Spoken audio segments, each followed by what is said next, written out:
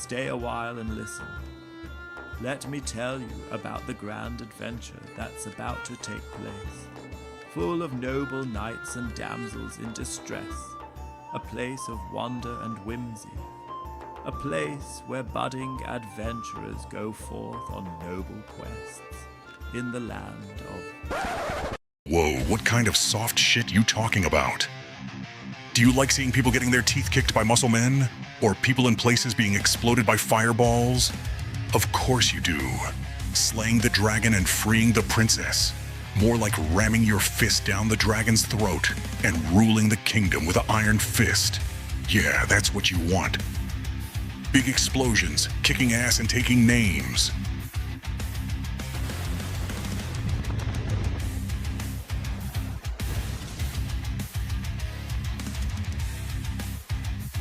Nimble 5e, the Garden of Death.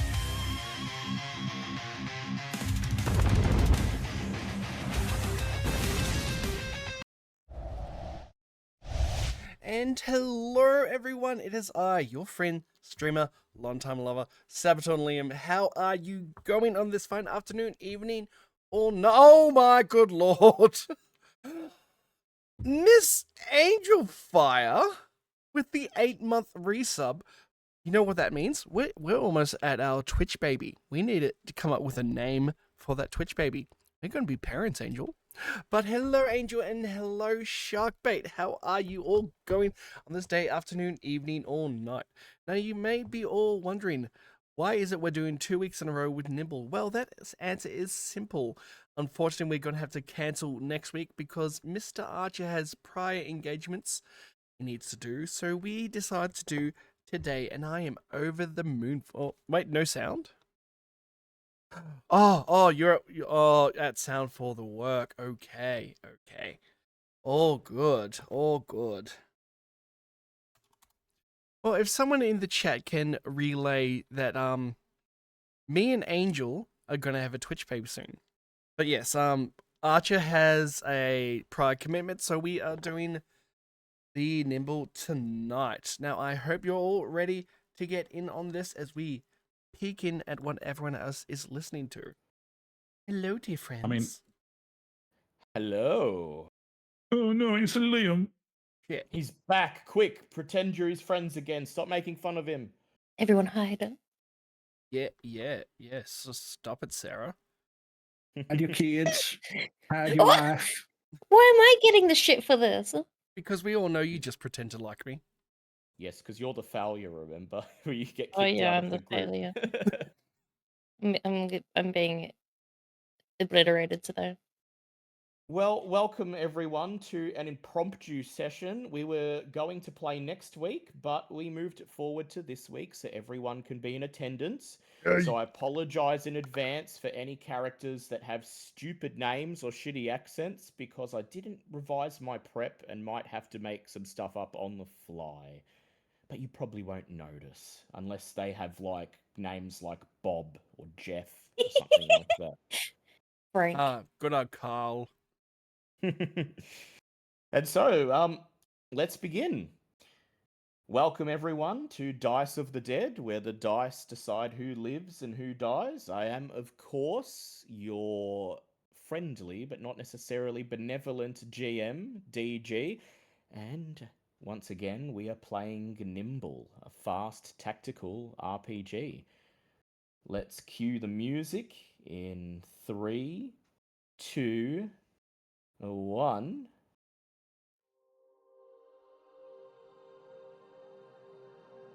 Last time, our heroes ventured deep into the primeval Outerwild, chasing a band of goblins who had kidnapped the fairy Moonblossom, or Fairy Bottom as Kronk has taken to calling her, the guardian of the fairy tree and the local mascot of sorts of the village of Merryvale.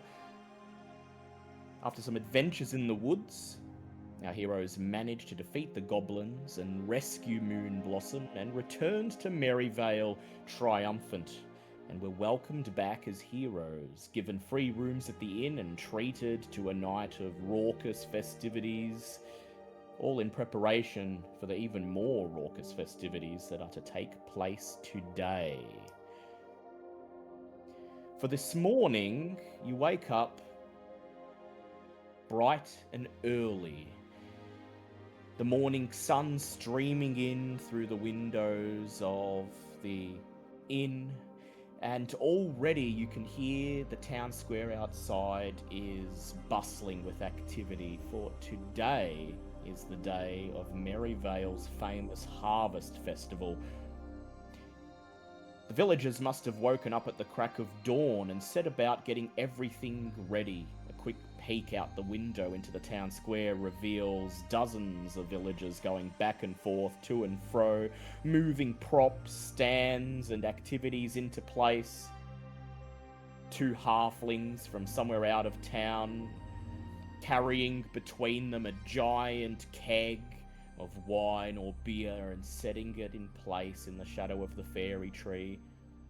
Father Bell circling the town square, consecrating each of the festival activities as they're brought out one by one, occasionally stopping to give a stony glance to the fairy tree, bowing his head in silent prayer and thanks to the Almighty.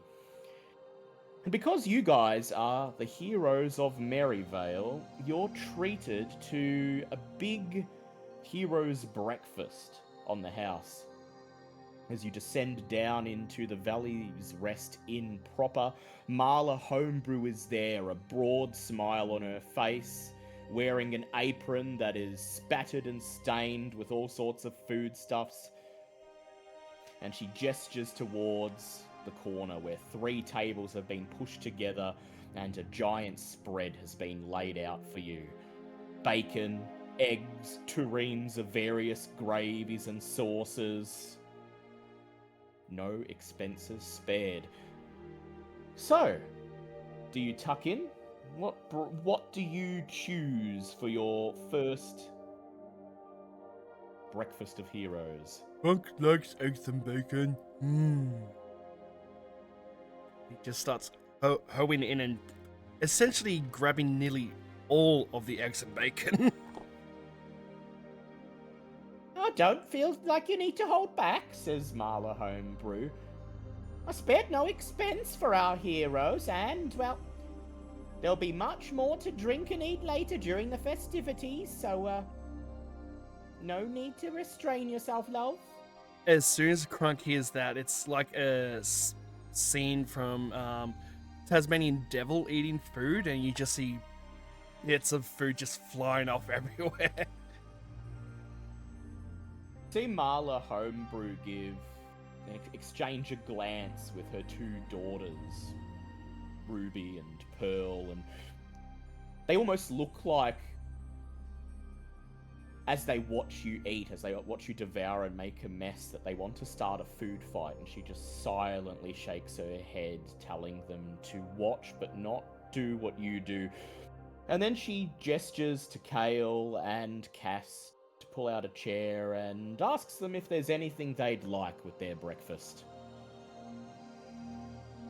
Cass will just grab a plate, but of just various foods, but doesn't like tear into it or anything. He'll just sort of grab it as like a politeness, just sort of nod his head, then just sit down, and at like the first opportunity, if he sees like some kids running around, he'll just like sort of sneak his plate off to them. Look at Mr. Dainty. You wait for Kronk to take a huge bite out of something. Just the inn is suddenly overwhelmed with the sound of Kronk's chewing, and while everyone's distracted attending to Kronk as he then proceeds to choke, and Marla Homebrew rushes up and begins slamming him on the back. Palm a plate off to the little girls, Ruby and Pearl, and with beaming smiles, they take the food and rush off, chowing down Enjoy on it. A gift from the Almighty to you.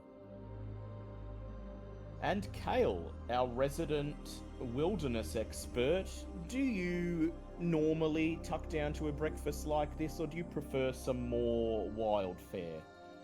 I normally prefer some more wild fare. anything to your liking, love? Says Marla.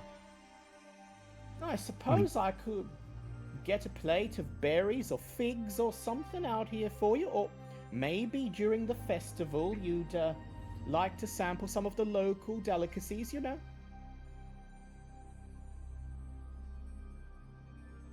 No, I'm alright, thanks. And get you a beer, a juice, a bowl of griffin stew. I don't feel like I'm being much of a host if I don't have all my guests sitting down happily eating and drinking and filling their bellies is all. An ale would be alright. She looks at you and she says, well, you know, it's the morning, but it is the day of the festival and, well, take a look outside. They're all sloshed already, I suppose. So I'll be right back. She ducks away and returns a few minutes later with a big flagon of ale. And that's your breakfast. And so while you're all tucking in, you notice that you seem to be the only ones at the table. The hero's breakfast, as it were, seems to be lacking a hero. Phelan has not come down from her room, and at the rate Kronk is eating, there's not going to be much food left by the time she does come down. I'll, if would we notice that she's not actually there? Yes, you all do notice.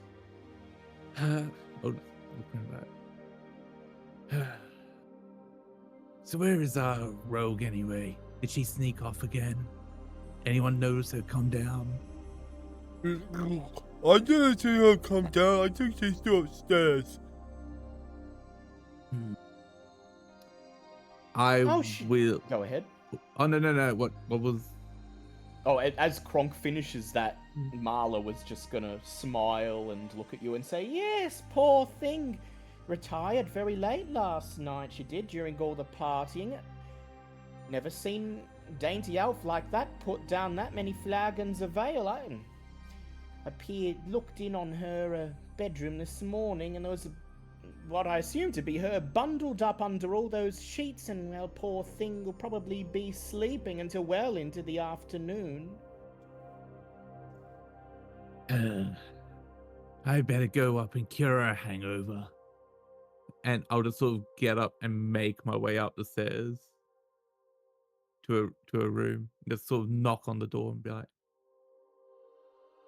"You alive in there?" Knock on the door, and interestingly, there's no response.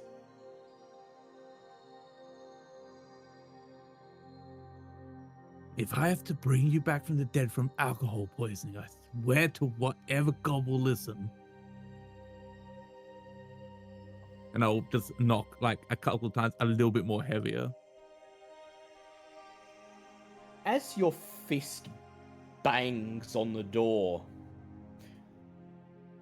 you suddenly hear shuffling movement from behind you. You turn around and see what must be one of the other guests of the inn emerging from one of the other bedrooms, making their way down the hallway towards you. Britt, would you like to describe this strange character? She just looks like any normal kobold that you would see just striding around. She is dark grey, bright yellow eyes, and wearing a black hood. Kobold? You certainly don't remember seeing any kobolds among the revelries last night. I'm gonna walk up to the kobold and just be like, apologies, but did you see anyone leaving this room last night? Or this morning, perhaps? No, I just got in. If you don't mind, I'd like to attend to the festivities. I have some things to do. Of course. My apologies. Things and stuff and do things. Yeah. I'm just like generally does like because obviously we wouldn't have seen them come in like last night, did we? No, but there was a lot of partying going on. You were the heroes. You were being shouted drinks over Yeah. and over and had a big feast to attend to. Yeah, must have slipped my mind. I'll just try and open the door, just like, Phelan, look, I'm just gonna come in. I hope you're dressed. We'll do this alcohol thing together, okay? And I'll just like try and open the door. Excuse me, sir. May I get past, please? You're blocking the hall. And I'll just step out of the way for a second. Pardon. Thank you. As I she just- moves past, it's almost like. Go ahead, Britt. Roll me a finesse check, please.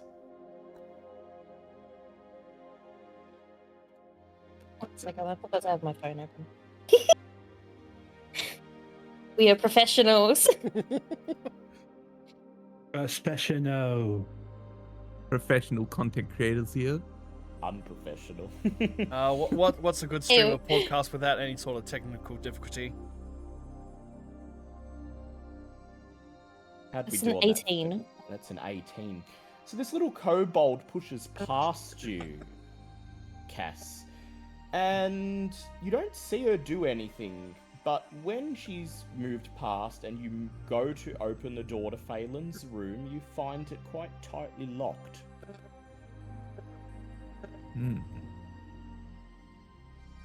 Interesting.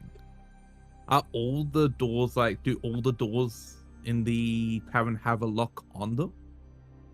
Yes, they do, but you don't remember being given a key. Okay, I'm gonna go down and just walk down to downstairs again after the kobold's long gone. I'll just be like, and I'll yell over to Marla, was it? Yes, Marla Homebrew. Yeah, I'll just Marla. Marla. Yeah, I'll just yell and be like, hey, I think my drug friend has locked herself in her room. I don't remember getting any keys for our rooms here. Would you be able to unlock just to make sure she's okay? Ooh. There's a look of instant concern on her face. We lost the key to the upstairs room several years ago. Oh dear, the lock must be faulty. I'll have to get the locksmith to take a look at it, love. I'm sure she'll be okay though. Probably just sleeping off everything she drank last night. You just sort of see me like look back up at the stairway and just sort of almost a faint flicker of concern, but then just sort of shake it off, like, you're right. Today's a glorious day. We've got festivities to deal with. Just try and have a good time, love, and, well, when either she wakes herself up and gets it open from her side, or, well, if she's not out by high noon, we'll get a locksmith to take a look at it, and I'm sure she wouldn't want to miss out on all the fun, and, well, she'll come and join you when she's up and about, eh? Of course. And I'll just walk out of the tavern. If it probably still keep an eye on that kobold, because I'm just like, odd, but Interesting. yeah, And like they came out right as I was going to come in. And Kronk and Kale, you're downstairs finishing up your breakfast when you finally see Cass come down. And ahead of him comes this strange character, this kobold in a black trench coat. You're sure you saw no one like that last night? Kronk, he sees this kobold and his eyes just widen up and he gets the happiest smile ever and just bounds towards the kobold. Oh my god, it's another lizard folk! I haven't seen one of you in years! And without question, he goes to pick up the kobold and give it a massive hug and go, I'm so happy I haven't seen a lizard folk in so long! Can I scratch him? So happy! Can I scratch him? Yeah. You reach out to hug this kobold, Kronk, and then there's this sharp pain on your wrist, and you pull back, and there's a tiny scratch. One at the edges of one of your scales is scuffed. She is also hissing at you. Look at the scratch and look at you going, you're funny, you're one of my new friends now. Back off. Kronk's like, you know, the little kid that goes and hugs your cat and gets a scratch from the cat and then just goes, "Oh, cute kitty." Never learns his lesson. I'm gonna push away from him and just walk away. I mean, you could certainly try to push the very, very large dragonborn out of the way. She seems to... She moves with a speed and nimbleness that you weren't exactly expecting of someone her size. Almost like she's not all she seems to be. You reach out to hug her again. She ducks under your armpit, and without taking another look at you, she makes her way to the tavern door, opens it, and steps outside into the hustle and bustle of the festival. I would like to look back in towards my friends and then just keep walking. Takes a glance over her shoulder. You're almost sure you catch her wink mischievously, and then she disappears into the throng of people.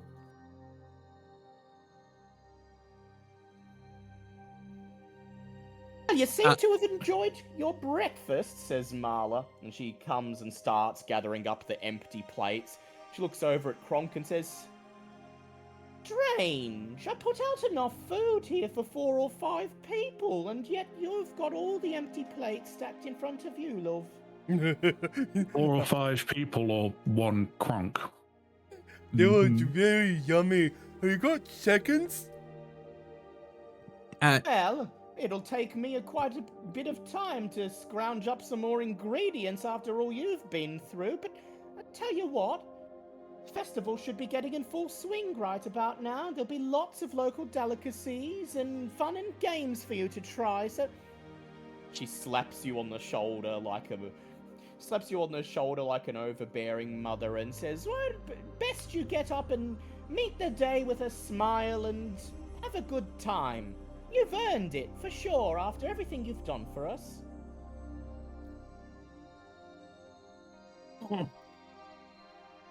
Sorry, got a milk dart in my throat. I can't wait. Alright guys, let's go have some fun! And he just And like a... Go goes ahead. through the door. Yeah, I was gonna say like a little kid, he just bounced through the door. And Kale, the last one left behind, just probably shakes his head. And Yeah, then follows- basically. And then follows Kronk outside. The Harvest Festival is in full swing now. The town square is unrecognizable. The wide open space has been converted into a fairground with dozens of different stands selling foods, drinks, souvenirs, others hosting games and attractions. There's townspeople dressed in costumes. They look like giant plush animals walking around entertaining, or making their best attempt at entertaining. There's a couple over in the corner trying their best to juggle, but only managing to go for about a second and a half before spilling all the balls at their feet. As you walk past them, they reach out a hand in greeting, and you realise that these jugglers are core Tiberius and Sills of the militia. "Hey, it's our heroes!" Sills calls out. Glad you could join us for the festival. You're gonna love it. You've got to be kidding me. It's not the whole town comes out for this, ain't you know? Highlight of the year, and everyone here in Merryvale's got a part to play. Either you're entertaining or you're partaking in the entertainment. And, well, the three of us boys, drew the short straws this year, and we're in charge of the entertaining. Only, well, at this Tiberius elbows him in the rib and says, "Well, you've seen about how well we can use swords and spears, ain't you? So we ain't exactly had a lot of time to train with the acrobatics and the juggling and the like." Apparently, you haven't had much training with the swords and the spears either. How hard is it exactly to stick 'em with the pointy end? Aye, true. We like to slack off a little bit around here in Merryvale, don't we? But tell you what, give it 20 minutes, maybe even 10, and everyone around here will have had a couple beers in them, and they'll be far too drunk to even care that we can't juggle.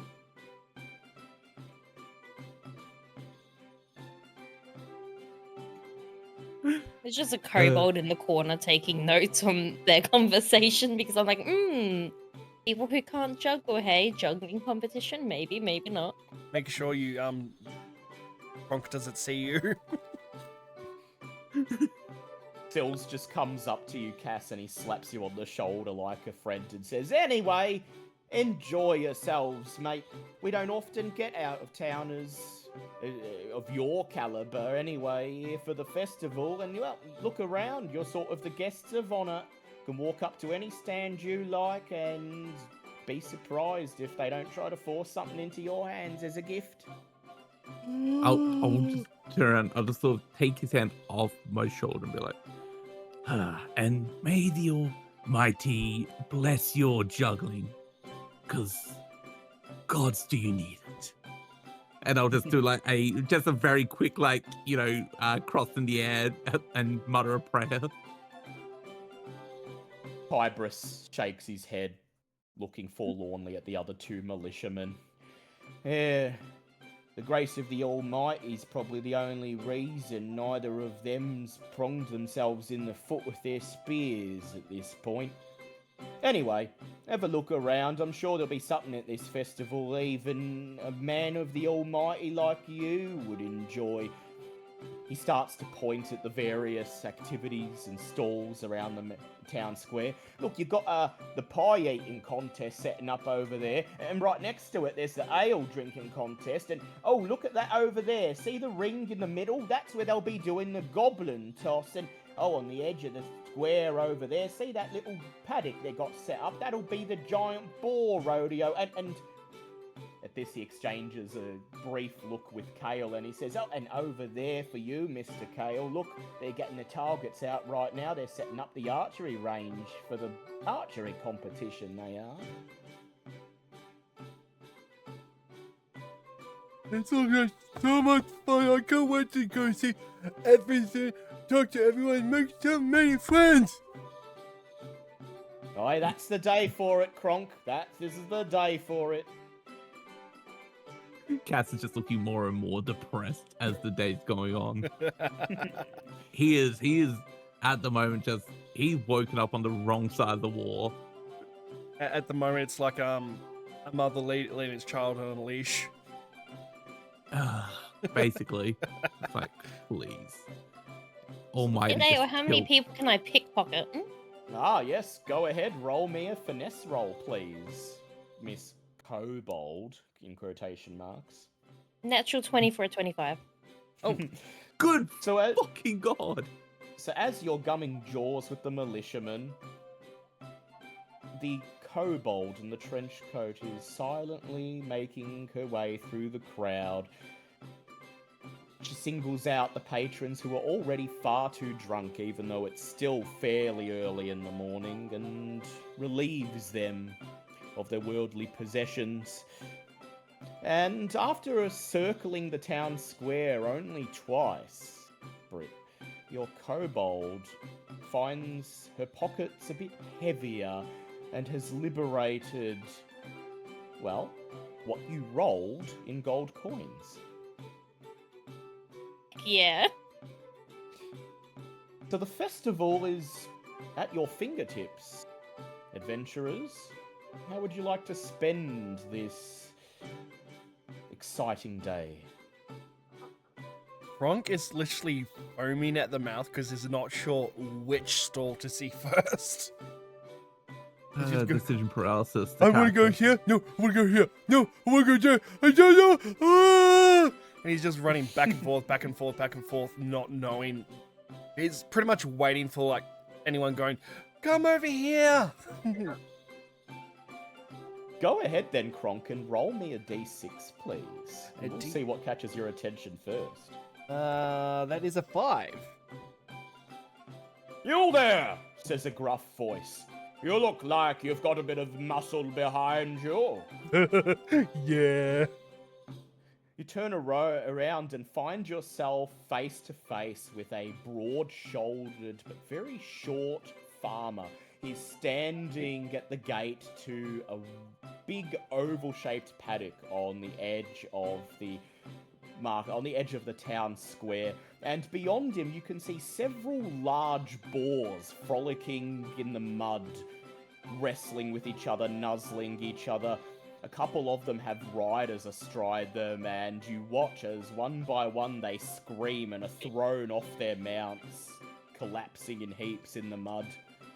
Would you like to have a go at the giant boar rodeo? There's a prize if you can stay astride a mount for at least 60 seconds. It sounds like a lot of fun. Kronk wants to do this. Well, step up. Step up, Kronk. He gestures to the gate. Pick a boar, any boar. Get yourself astride it, and we'll ring the bell and see how long you last. Kronk is looking at the balls like with unearthly concentration that no one has seen before. Like he's trying to decide over life or death. I choose this one. I shall call him Bitey. Just so happens you pick the largest boar out of all of them. He just stares back at you, his eyes blank. He snorts. Oh, Bitey, come on. I'm your friend now. We're gonna be best friends forever and ever. Can I please ride you? Just get yourself astride him there, my boy. Nice and easy, does it? Don't worry, he won't bite. Not yet, anyway. Hiccup is As Kronk, as Kronk walks off, can I walk up to the guy and ask if they're taking bets? He looks you up and down, and then he motions for you to follow him around the corner. He walks with you for a minute or two until you're out of earshot of anyone around the boar corral, and he says, well, it's sort of traditional to take a bit of... to take a couple wagers under the table, you know what I mean? Well, that's one of the reasons why I'm here. I like the odds of that Dragonborn fellow over there. One who's getting astride the big boar, only he's picked the strongest boar out of them all. I fancy his chances at about 30 seconds. Unless you'd like to wager he'll last longer. I'm going to wager that he will. You can't last 30 seconds. Oh, ow, my pride. Oh, you reckon he'll last the full minute or longer, perhaps? A minute or longer. Oh, well, I do like how broad-shouldered he is. He's definitely stocky enough, but it's been very rare I've seen anyone last more than 40 seconds or so on that boar. All right, put your money down and we'll see who wins. What's the highest bid done so far? Well, I've got several takers for that bloke over there. He points at one of the other boars, where there's a very tall but lanky man sitting astride a boar. They reckon he'll last about 45 to 50 seconds. He's not as strong as your Dragonborn fella over there, but he's experienced and tends to hold his own in this event. all up the pool at the moment is 20 gold pieces. But you don't have to bet such an outrageous amount, you know. Not if you don't want to, anyway. I threw down the 20 gold pieces. Well, don't come crying to me once that Dragonborn gets thrown into the mud, just as long as you agree you have to pay up. I'm not worried about that. Alright then, well, come with me, I'll ring the bell or get it started and we'll see just how long he lasts. I whisper under my breath, God, Kronk better fucking win, man! Hey, question. Do they have saddles for these boars, right? No, they're bareback. They're just Oh, climbing they're bareback. Okay. Oh, this is gonna feel very rough under. You really think Kronk is intelligent enough to operate a saddle? You know what? Good point. Good point. I wasn't more thinking about him operating the saddle. I was thinking about making sure the saddle stays on Kronk. The 29th annual Giant Boar Rodeo is about to begin, says the stocky farmer. Any more takers? Come on, this is your last chance to take part. Anyone else want to try their luck? Or are we just going with Kronk? Do you know what? Screw it. I'll give it a shot. Yeah, I'll give it a shot. Kale and Cass both meekishly step forward. Oh, you can go on that one where I called Princess Sparkle, and Cass, you can go on that one that I called Dewdrop. I just looked out the water. Hello, Dewdrop. It snorts If back. Princess out my isn't water. sparkling. Oh, question. DM, do the Yep. animals at all react to me? See, here's the interesting thing. Kale, you know animals. You have no problems climbing astride your boar. It's like the boar... Usually, the other contestants, the boars kick and struggle a little bit, but for you, you just put your hand out, the boar nuzzles it, and then you clamber aboard. You, Cass, as you approach your boar, it snorts loudly, and just stares, its eyes wide open. As you slowly approach, you notice it begins to tremble, and as you reach your hand out to clamber aboard, its legs begin to shake, begins to edge carefully back, obviously uneasy. It's just because, like, the sooner we get this over and done with, the sooner I'm gone. I'd like you to go ahead and make for me let's say, an influence check, please.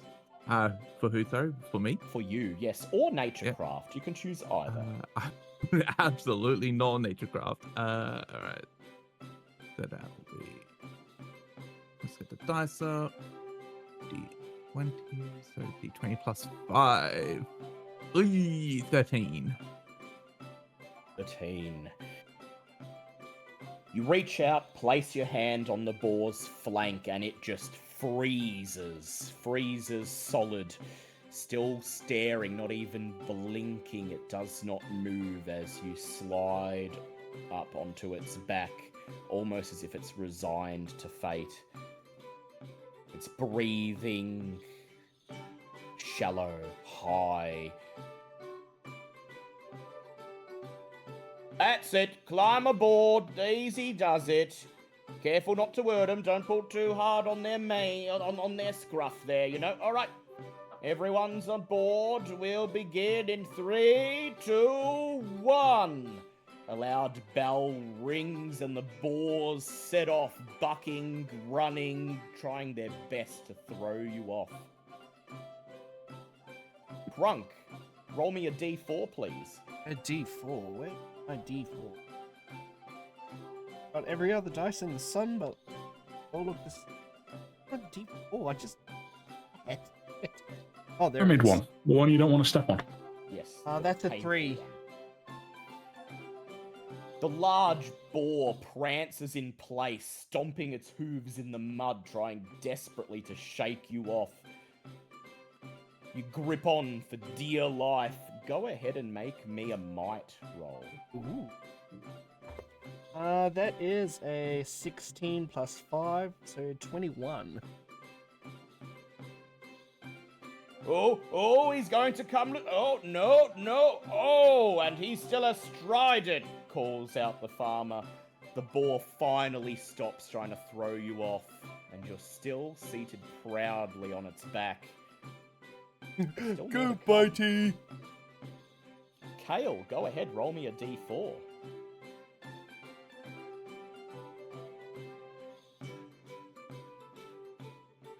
Get the D4 out of the dice vault. 4. 4. Your boar immediately makes a beeline to the side of the corral, as if it's trying to slam you against the fence and shake you off. What do you do? Grip tightly with my legs and pat it behind the ears, just soothing it gently using Naturecraft. Yeah, go ahead, make me a Naturecraft check.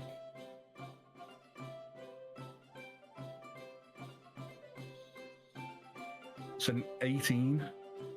He's about to take a tumble. Oh, Slay, it's about to slam him right into the fence. Oh, this is going to hurt. And then suddenly the boar stops in his tracks. Just a few centimeters shy of the fence, he snorts mischievously. And you've calmed him down. I'll do, pig.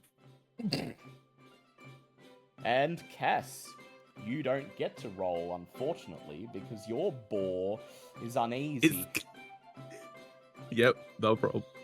You tried your best to calm it down, but that was just enough to clamber aboard. As soon as the bell rings, your boar goes crazy. It begins whimpering this high-pitched squeal and just jerking in all sorts of directions, raging, trying desperately to get you off it.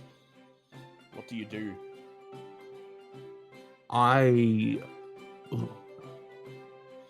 will just like, look, I don't like this as much as you do.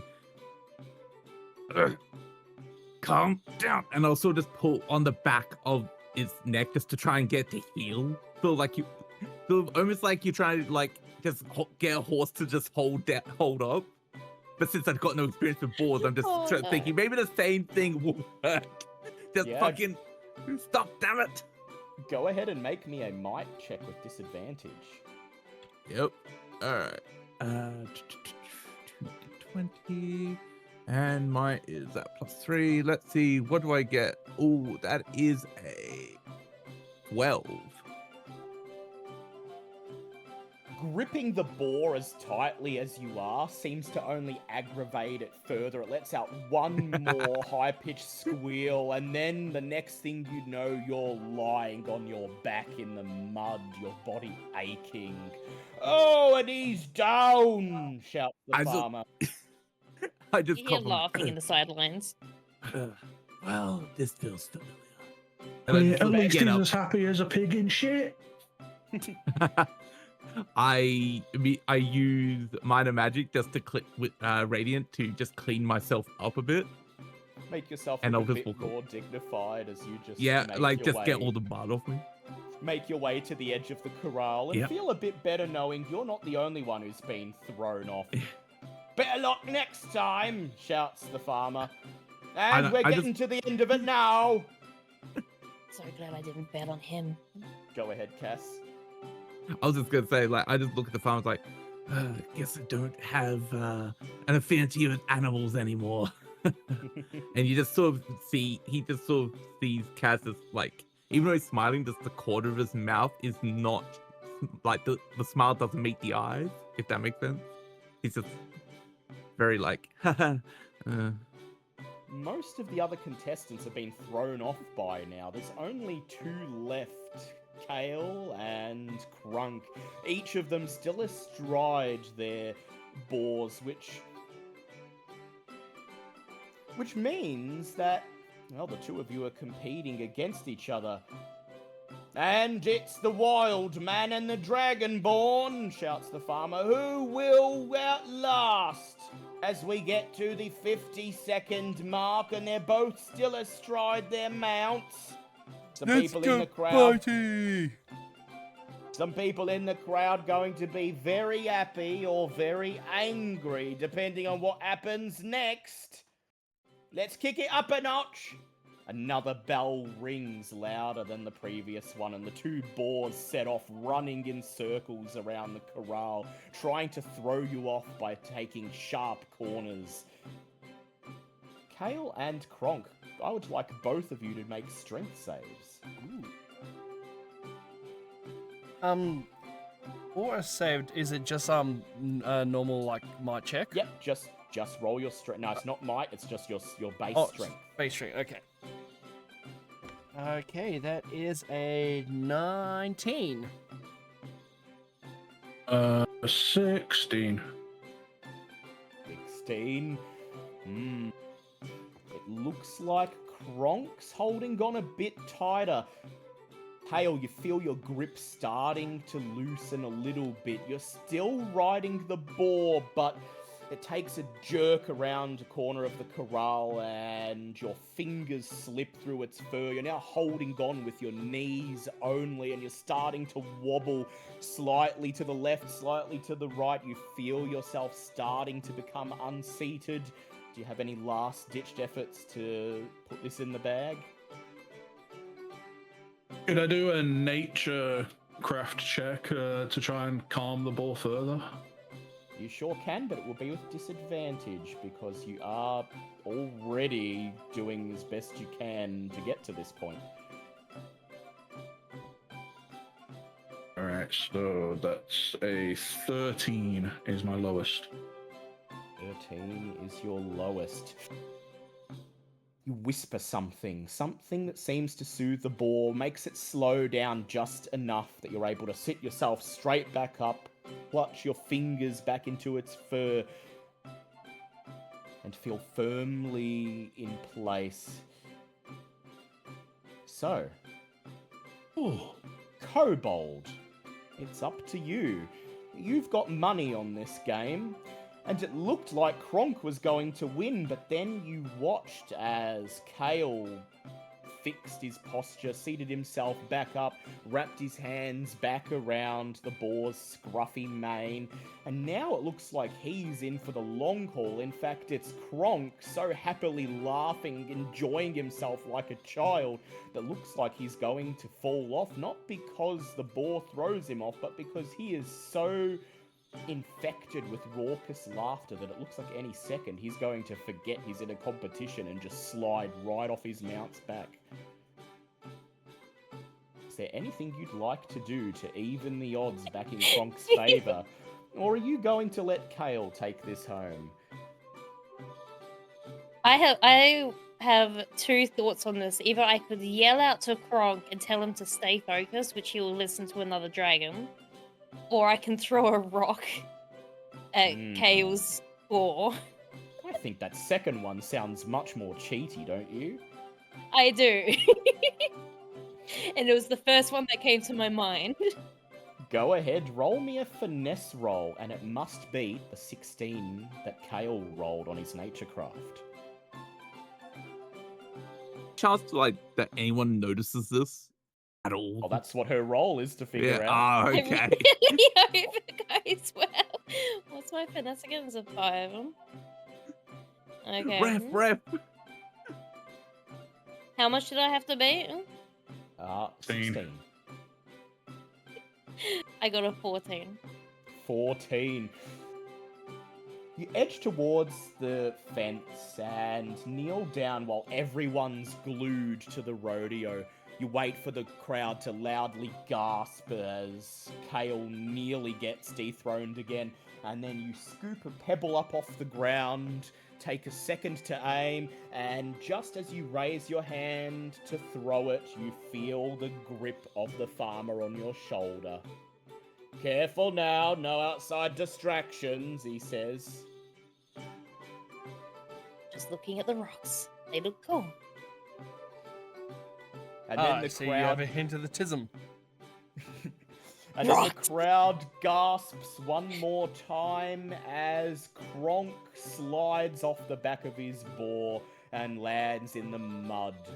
The third bell rings, and the farmer steps forwards, clapping. And we have a winner! Kale, the wild man. Well done! You lasted 1 minute 12 seconds, and Kronk dethroned a second prior. Both of you lasted longer than 60 seconds. What a great That was fun! Kronk just goes up to the big boar that he names Bitey and starts nuzzling it. That's a good piggy. The pig snorts back at you. I just pat the pig on top of the head and do my best farmer hog it. Of that'll do, pig. The farmer steps forwards, a beaming smile on his face. Well, that was entertaining. We should get adventurers in for the festival more often. Don't think we've ever had anyone last that long in quite a while, let alone two at the same time. Here, your prize, well earned. He reaches into the folds of his coat and places in your hand, Kale, a golden ingot about the size of your index finger. Then he turns to you, Kronk. He says, and for you, Mr. Kronk, you lasted longer than we thought you would, and so I can't in good conscience let you go home empty-handed. He reaches into the folds of his cloak and places in your hands an ingot the same size as the one that Kale got, although this one is silver. Thank you, Mr. Farmer Man. And I go and pick him up and lift him like 3 feet off the ground. Oh, easy there, easy there. I know you're excited, but... He wraps It's alright, the his big hands one's around the just back of your head. friendly. All right, let's get rounded up. Let's get the pigs rounded up. Let's go again. What do you say? He winks at the two of you. Thank you so much for the good show. You best get out there, see what else the festival has to offer. And while they're setting up for the next round, I've got a couple of things I need to take care of. And as Kronk he says this, he looks over his shoulder at the kobold standing, waiting on the edge of the crowd. Kronk just immediately runs off and no one can see him. So, Kobold, the farmer approaches you. Right-o, he says, a stern look on his face. Saw you trying to even the odds there.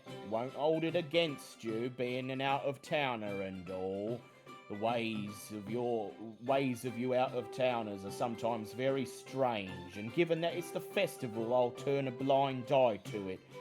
But that's 20 gold pieces you owe, and if you don't pay up, well... He looks over his shoulder towards the militia, still ineptly trying to juggle on the other side of the town square.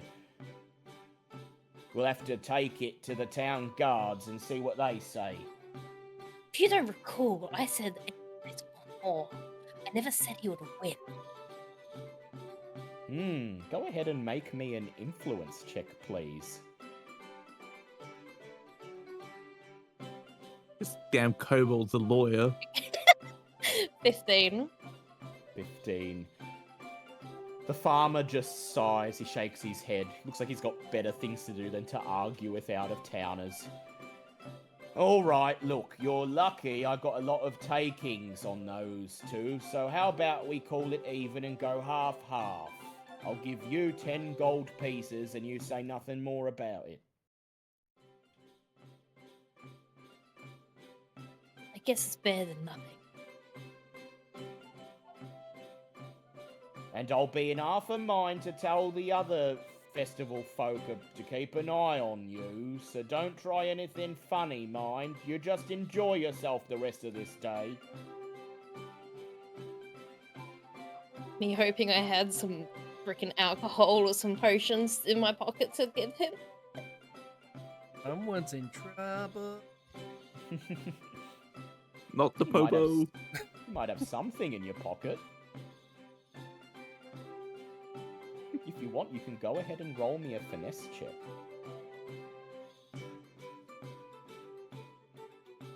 Oh, thank you. Natural 20 for a 20. Oh god damn.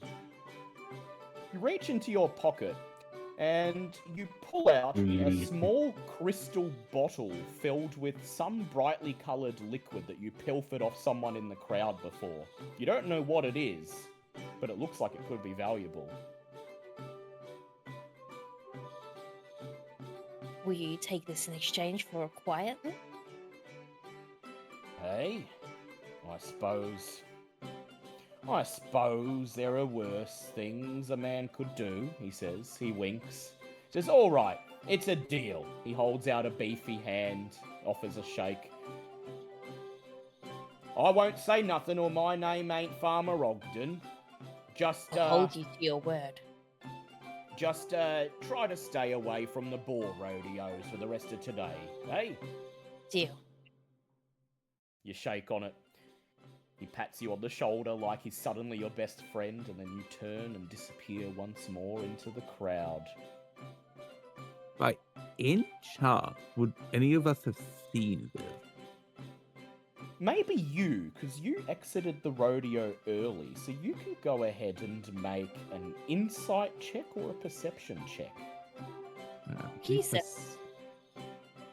Perception plus 5. Oof. Nah, I probably didn't see anything. 11 altogether.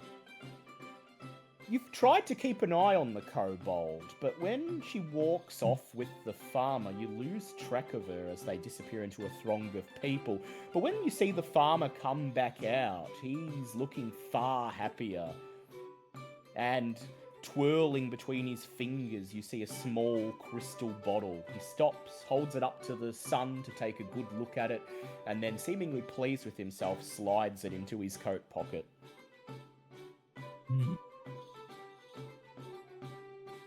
Yeah, the suspicion meter has gone up. A loud voice, magically amplified, booms throughout the town square. All right, everyone, it's getting to lunchtime. Gather round the fairy tree. It's time for the annual festival service and granting of offerings. Mrs. Longbottom! He's just like, for some reason, all the way up here and just straight to the tree. A collective groan rises from the crowd as the festivities must momentarily stop. Oh, it's Father Bell, someone grumbles. What a buzzkill. He's gonna ramble for an hour or more. And then we've got to give things to the tree. Kronk getting my overhears heart this. Kronk overhears this and go, hey, you've been nice to Princess Longbottom.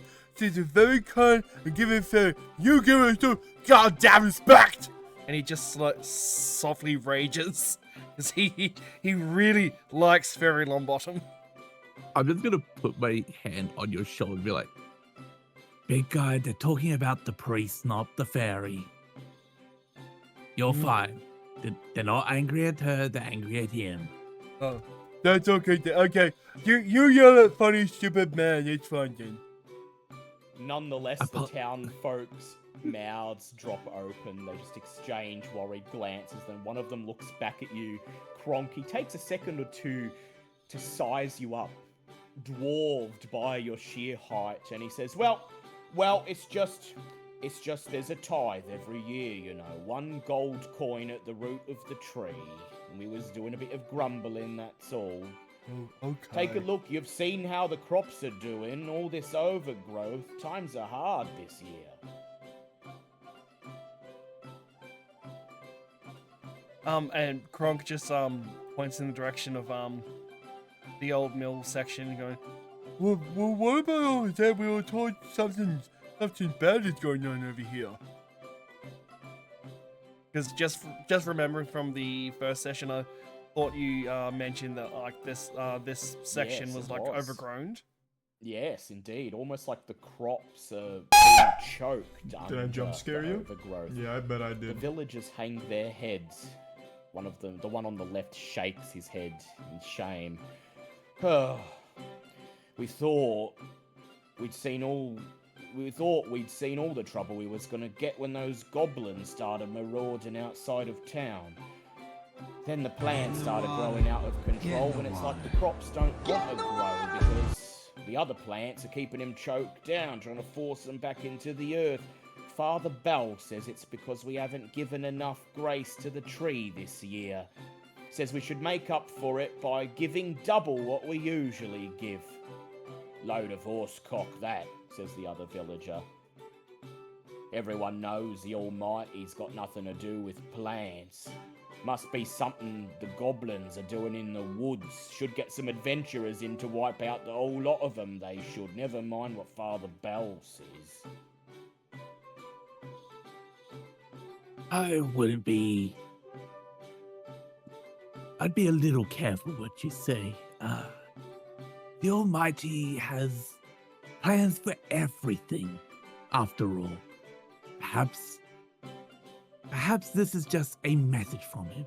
And you see, like, Cass trying to, like, put on his very, like, best, like, priestly impression, trying to be very, very professional, very, like, holier than thou. Like, this might be a sign from the Almighty that the faith in this town is waning. Yeah, says the villager.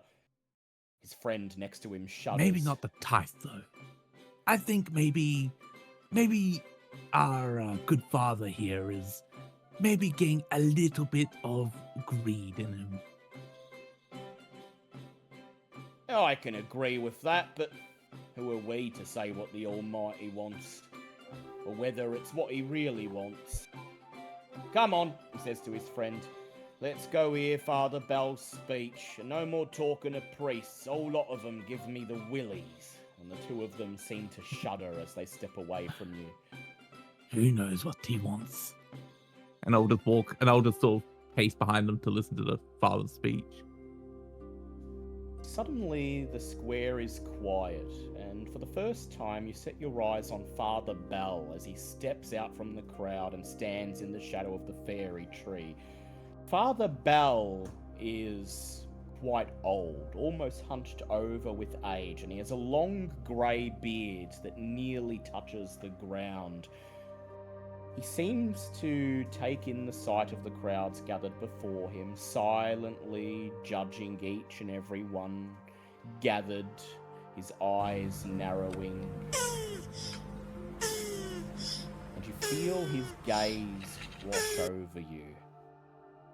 Then, he clears his throat and begins to speak. And we're all gathered here today in the shadow of the fairy tree which has sustained us and guided us since our forefathers crossed the Sanguine River and laid the first stones of this square. And with the fairy tree and its provenance of the Almighty administered by the fairy moon blossom, we have prospered. Our village has grown and provided for us everything that we could materially want in this world. A safe place to live free from the ravages of the wilderness. Earth that grants us food. And, of course, the blessing of the Almighty that we may live in peace, provided that we live in accordance with His will.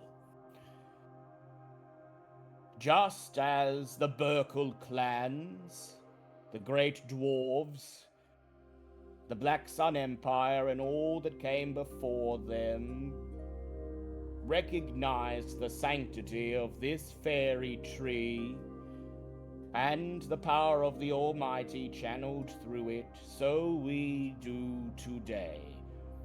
I will now ask you all to bow your heads in silent prayer, and then to orderly line up here and deposit your tithe in the collection tray here so that the fairy moon blossom may gaze upon it and witness the devotion we hold towards her.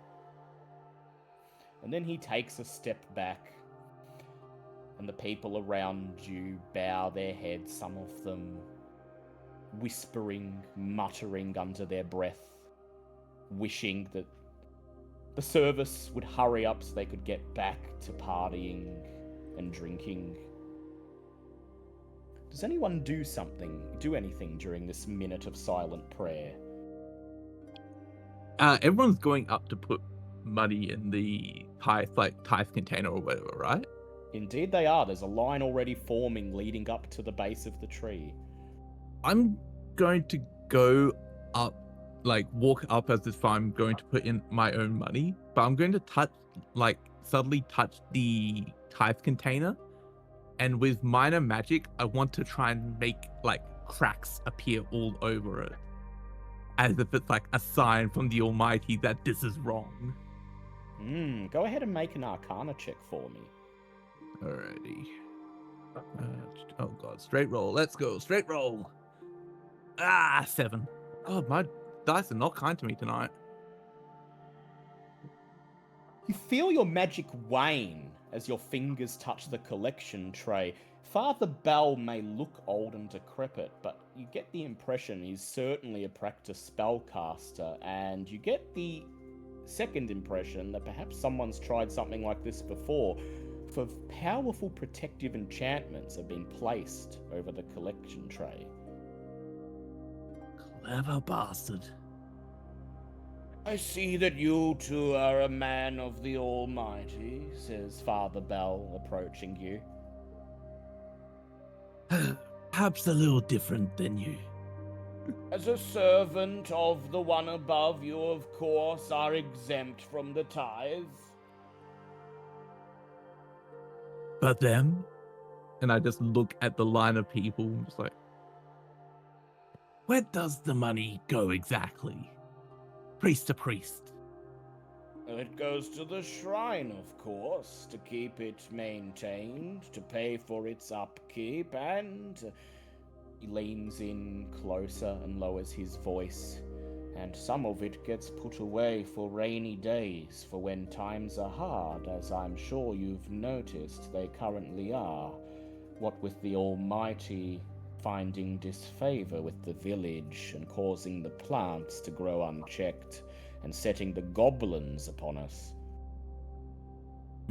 On the entire town, though? Look around you. You've seen the debauchery that's been going on all morning. Is it any wonder that the Almighty looks upon it and frowns? Just All point. I see... You should just point to Croc. Kronk. Does that look like debauchery to you?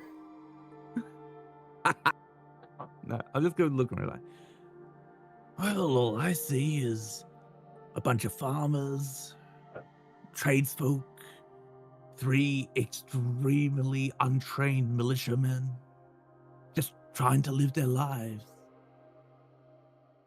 I mean, if the Almighty wanted us to live good, godly lives, He wouldn't have given us free will, would He? Seems to consider this. The expression on his face changes for just a moment. You catch a brief flicker of puzzlement, uncertainty, but then he quickly composes himself, shakes his head, and now sure of himself, he says, "And yet, as the old legends say, this fairy tree and moon blossom who lives within it has protected this land for centuries, longer than living memory, longer than even the Black Sun Empire reigned upon these lands. And so, when I try to commune with the Almighty, and as always, as you know, never receive a response. Never in my life as his servant have I heard a single voice directing me or telling me what to do. I am forced to take matters into my own hands and guide these villagers as I see fit. There must be something causing the land to rebel as it is, for the protection offered by the fairy tree to begin to wane. And I must, admittedly, of my own interpretation, assume what the Almighty wishes for us to do, and in these hard times I can only assume that the Almighty wishes for us to show compassion, to show humility, and to give to those less fortunate. Admirable indeed, but in the end, this entire land is living in the ghosts of its past, isn't it? Maybe Indeed. the Almighty may not give us the answers we expect. Perhaps he wants us to figure it out for ourselves. Maybe this is all some just grand challenge of his. For his devoted shall be rewarded. The Almighty does test his followers, and he does work in mysterious ways. Exactly, my friend. And I'll just tap him on the shoulder. Be like, keep doing good for the town.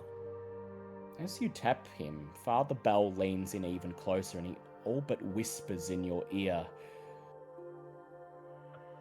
As you may know, the Elder Wild was once thriving with fairy trees such as this, and this is the last one left, and I fear, no matter what we are doing, the end is nigh. So we best make sure everyone enjoys themselves, and that if all this is to come to an end, that they go peacefully into the night. Don't count them out just yet. And just give him a wink, and then I'll just walk off. He gestures towards the tree as you walk off. Don't forget to pay your respects to Moon Blossom before you return to the crowd. And you there, I see you eyeing the coins in the collection tin. I've got my eye on you, he says to the kobold now at the head of the line. Yeah, well, so I just sort of, as I'm walking away, I was like, I'll see you later tonight. And I'll disappear into the crowd for a little bit. Does anyone else come to offer a tithe or pay their respects to the tree? I throw a single coin into the bowl. That And the take sheep- 10 out afterwards. Do you try to take 10 out afterwards? Shush, Sammy! Shush! You're mean! Oh, he's mean. Yes, he needs to stop telling people my secret. Back off a chunk of the ingot The book's fucking open at this point. and just drop like a decent sized nugget, but less than half. Kronk Flashes into the tray. Go ahead, Kronk. does the same, but he breaks off half the silver bar, so he only has half a bar left. The ingots clatter into the collection tray, and as they do, a gust of wind blows through the square, dances in the branches of the fairy tree, and the two of you can swear you hear a high-pitched giggle emanate from somewhere in the tree, along with a whispered, "Thank you kindly." And the two of you are granted a boon by Moon Blossom. A point of inspiration to spend to re-roll any dice roll. You have 2 of them now, Kronk. I do. How many are you allowed in Nimble? You can have up to 3, Oh, neat. and they last until you use them. Sick. That can go in my inventory.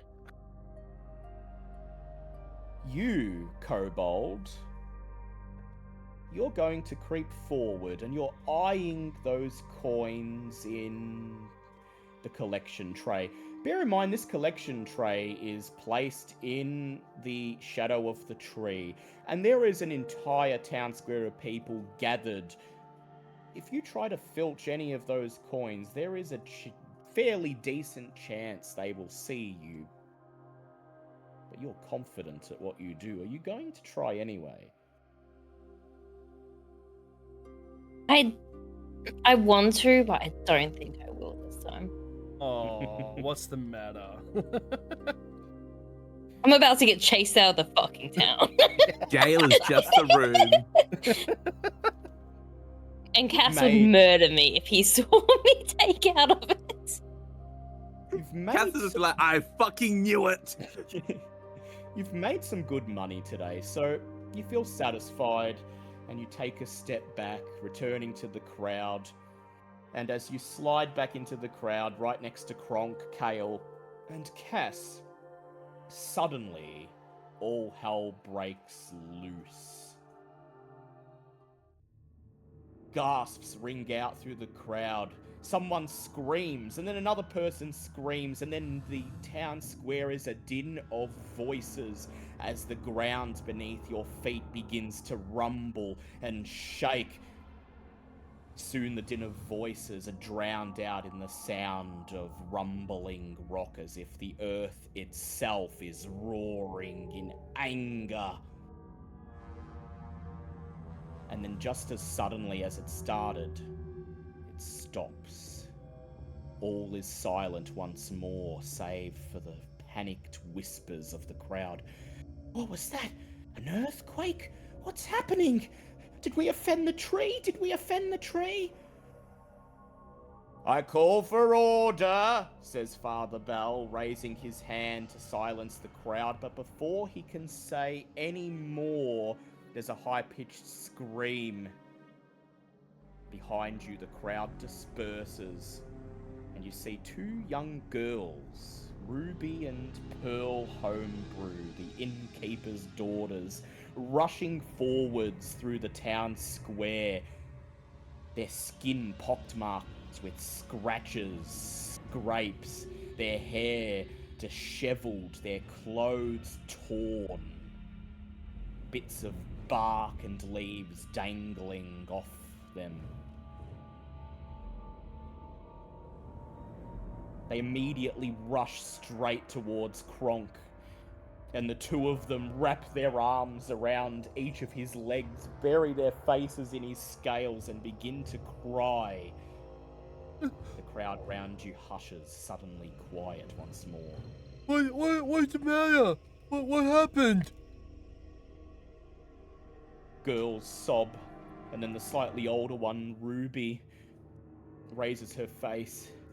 She wipes the tears out of her eyes, and then the sadness is replaced with a look of panic. She points over her shoulder towards the Sanguine River, towards the creaky old mill that stands on the horizon, as if it's watching over the town. We was playing hide and seek in the old mill with Remy Gunthal, and the ground opened up and monsters came out, and they tried to drag us underneath, and Remy's still in there. The monsters and they took your friend? How dare they do this on a celebration? It's okay, girls. Grunk and friends will help you. You stay here. And Grunk lifts the girls off his legs, and in justified anger, he just he doesn't sprint, he doesn't run, he just starts jogging towards the old mill by himself or with people. He doesn't care. He wants to help. Takes you a bit to get going because the crowd, stunned, are too out of it to get out of your way. You have to stop a couple of times to excuse yourself or just nudge them out of the way. And you only Take it we're following that big red bastard then. Yes, you were able to negotiate the crowd a bit more gracefully, but the two of you only managed to make it about 5 feet through the crowd before a gruff voice rings out. And what's going on here? Captain Shortbow, the dwarven militia captain, steps forth, clutching his axe. Monsters in the old mill! I look down at the dwarf and going, there's monsters in the mill and they took a child. We have to go now. We have to protect the village. Yes, I heard. Remy Gunthal, the blacksmith's boy. He shakes his head, and then with a stern look on his face, turns towards the still sobbing girls. You've been told not to play in the old mill. What were you thinking? Now, Remy's in danger. He may be hurt, or worse, he may be dead. I'm going to use minor magic quickly to clean up both the girls and just, and then I'm just look at the dwarf and just give him almost the death and be like, time and place. What's done is done. We will fix it. And I just look around at the crowd and be like, someone give me a damn medic. Captain thinks for a moment, screws up his face, and then he makes a snap decision. All right, you go to the mill, see if you can bring young Remy out.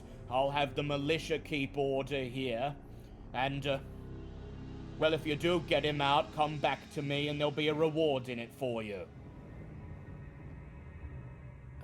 I'll just nod my head, just look at the girls and be like, don't worry, we'll get him back.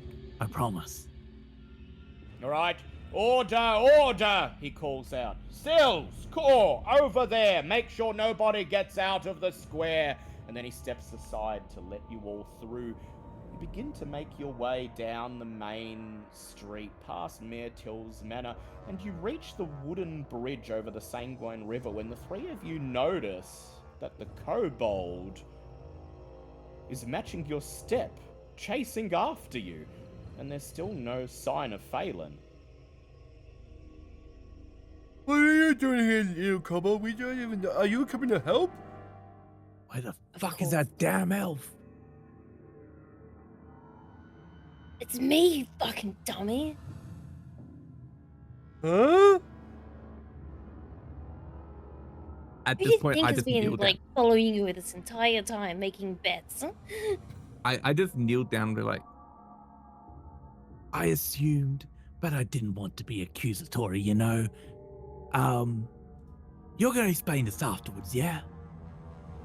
Do I have to? Yes, I think you might have to, yeah.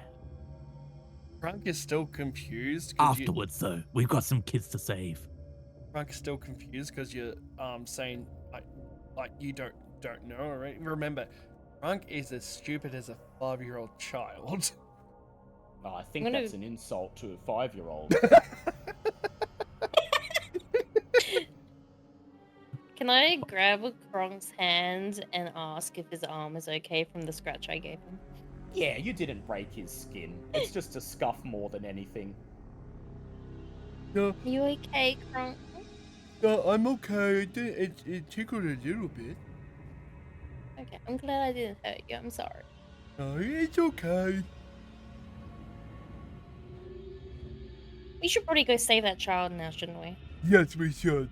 And Brunk, of course, without thinking, just goes straight up to the front door. I've already popped True Strike on him just in case he tries to bash the fucking door down like a dipshit.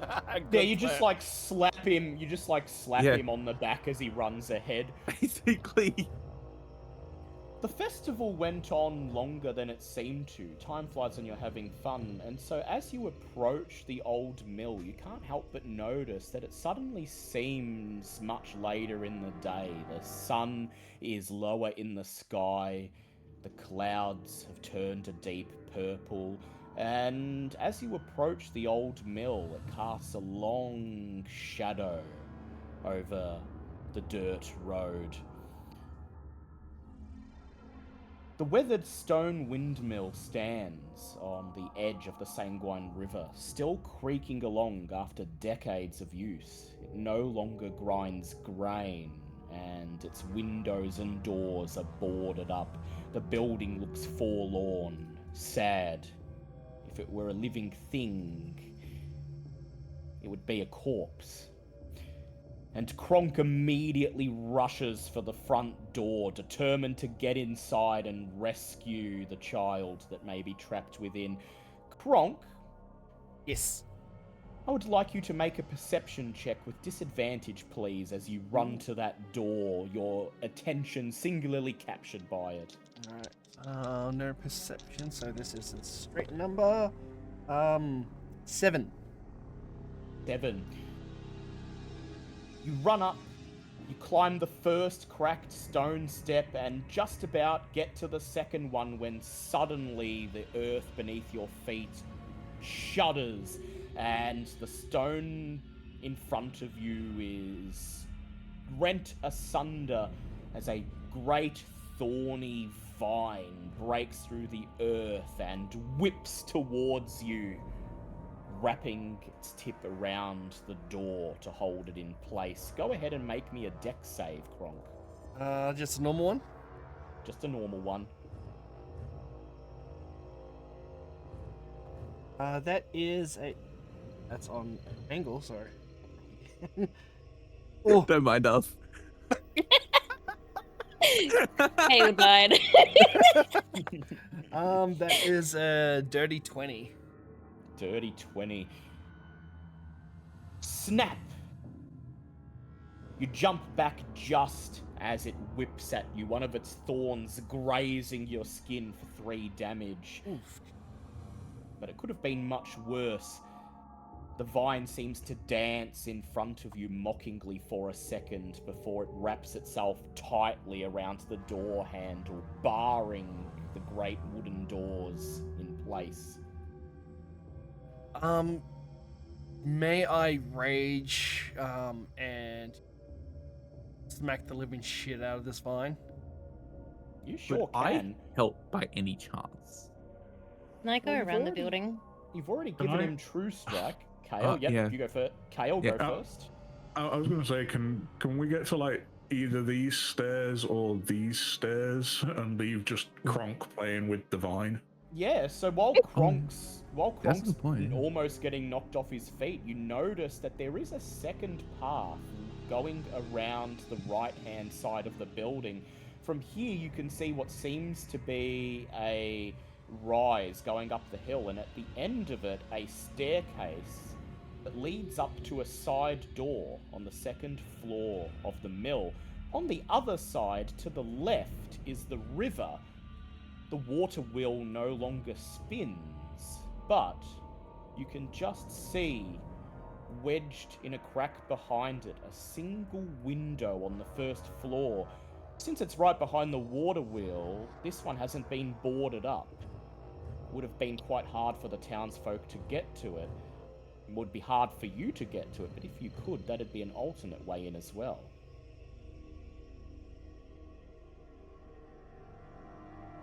You guys want to do that while I'm wailing on this vine? Can I like hop the bridge here? Wait, wrong token. Yeah, like fucking, I go a body jack there. Goddamn. My bad. Yeah, hop- can I hop the bridge and then just sort of like try Try to and get scramble to the over? window. Try to Assassin's scramble Creed to the up to the window. window. Yeah, go Yeah. ahead and make me a... you can make a... Stealth check? No, not a stealth check. You can make a finesse check if you like. Dang it. That's only +2. Nice try. Actually, no, go for stealth. Stealth will work, because there are things inside. Sorry. I just had to read Spoilers. what the skills... Oh, you know there's a child in there. A body has been discovered. How much was that, Kale? Child! So I'm by the window. Yep. What can I see from the window? Yeah, so you deftly leap over the fence and jump from the river bank to the water wheel, clamber up it, and press your face against the window, moving swiftly but silently. I will remove the fog.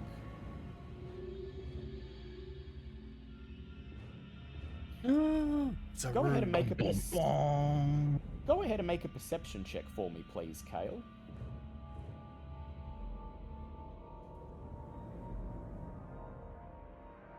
30-20. The inside of the mill is cast in dim shadow. There's just enough sunlight left that filters in through the boarded up windows that you can see inside, but not perfectly. You can see the shapes of crates and barrels and tools and other things scattered around, lying discarded and abandoned. And around the corner to the south, in the mill proper, you catch out of the corner of your eye a flicker of movement. Something vaguely humanoid, but not very tall, about the height of a child, but perhaps you think a bit too thin. Almost like a child made of twigs. Oh. Cool. Wait, weren't the girls covered with stuff? They were covered in Mhm. bark and dirt and twigs. Yeah. And pock marks and whatnot. Wait, is this an invasion of body snatcher type thing going on here? You know. Maybe, maybe not, who knows? I'm just gonna look over Green to is Phelan. people. I'm just gonna look over. I'm just gonna look over Phelan, like, you coming? And I'll just start walking over Are to they- the. Are they a Fucking Triffid? Ooh, very close, Kale. So seeing that, Kale, you are forewarned that definitely there is something in there. But the only way you could alert the others would be to call out to them. I mean, I could whistle like a bird and hope they understand what I mean. You could? I'm a Reshiram. Go ahead and make me a influence check, please. Or an insight check, either one. Oh. Well. One's a 20 and one's a 21. Depending on whether you want influence or insight.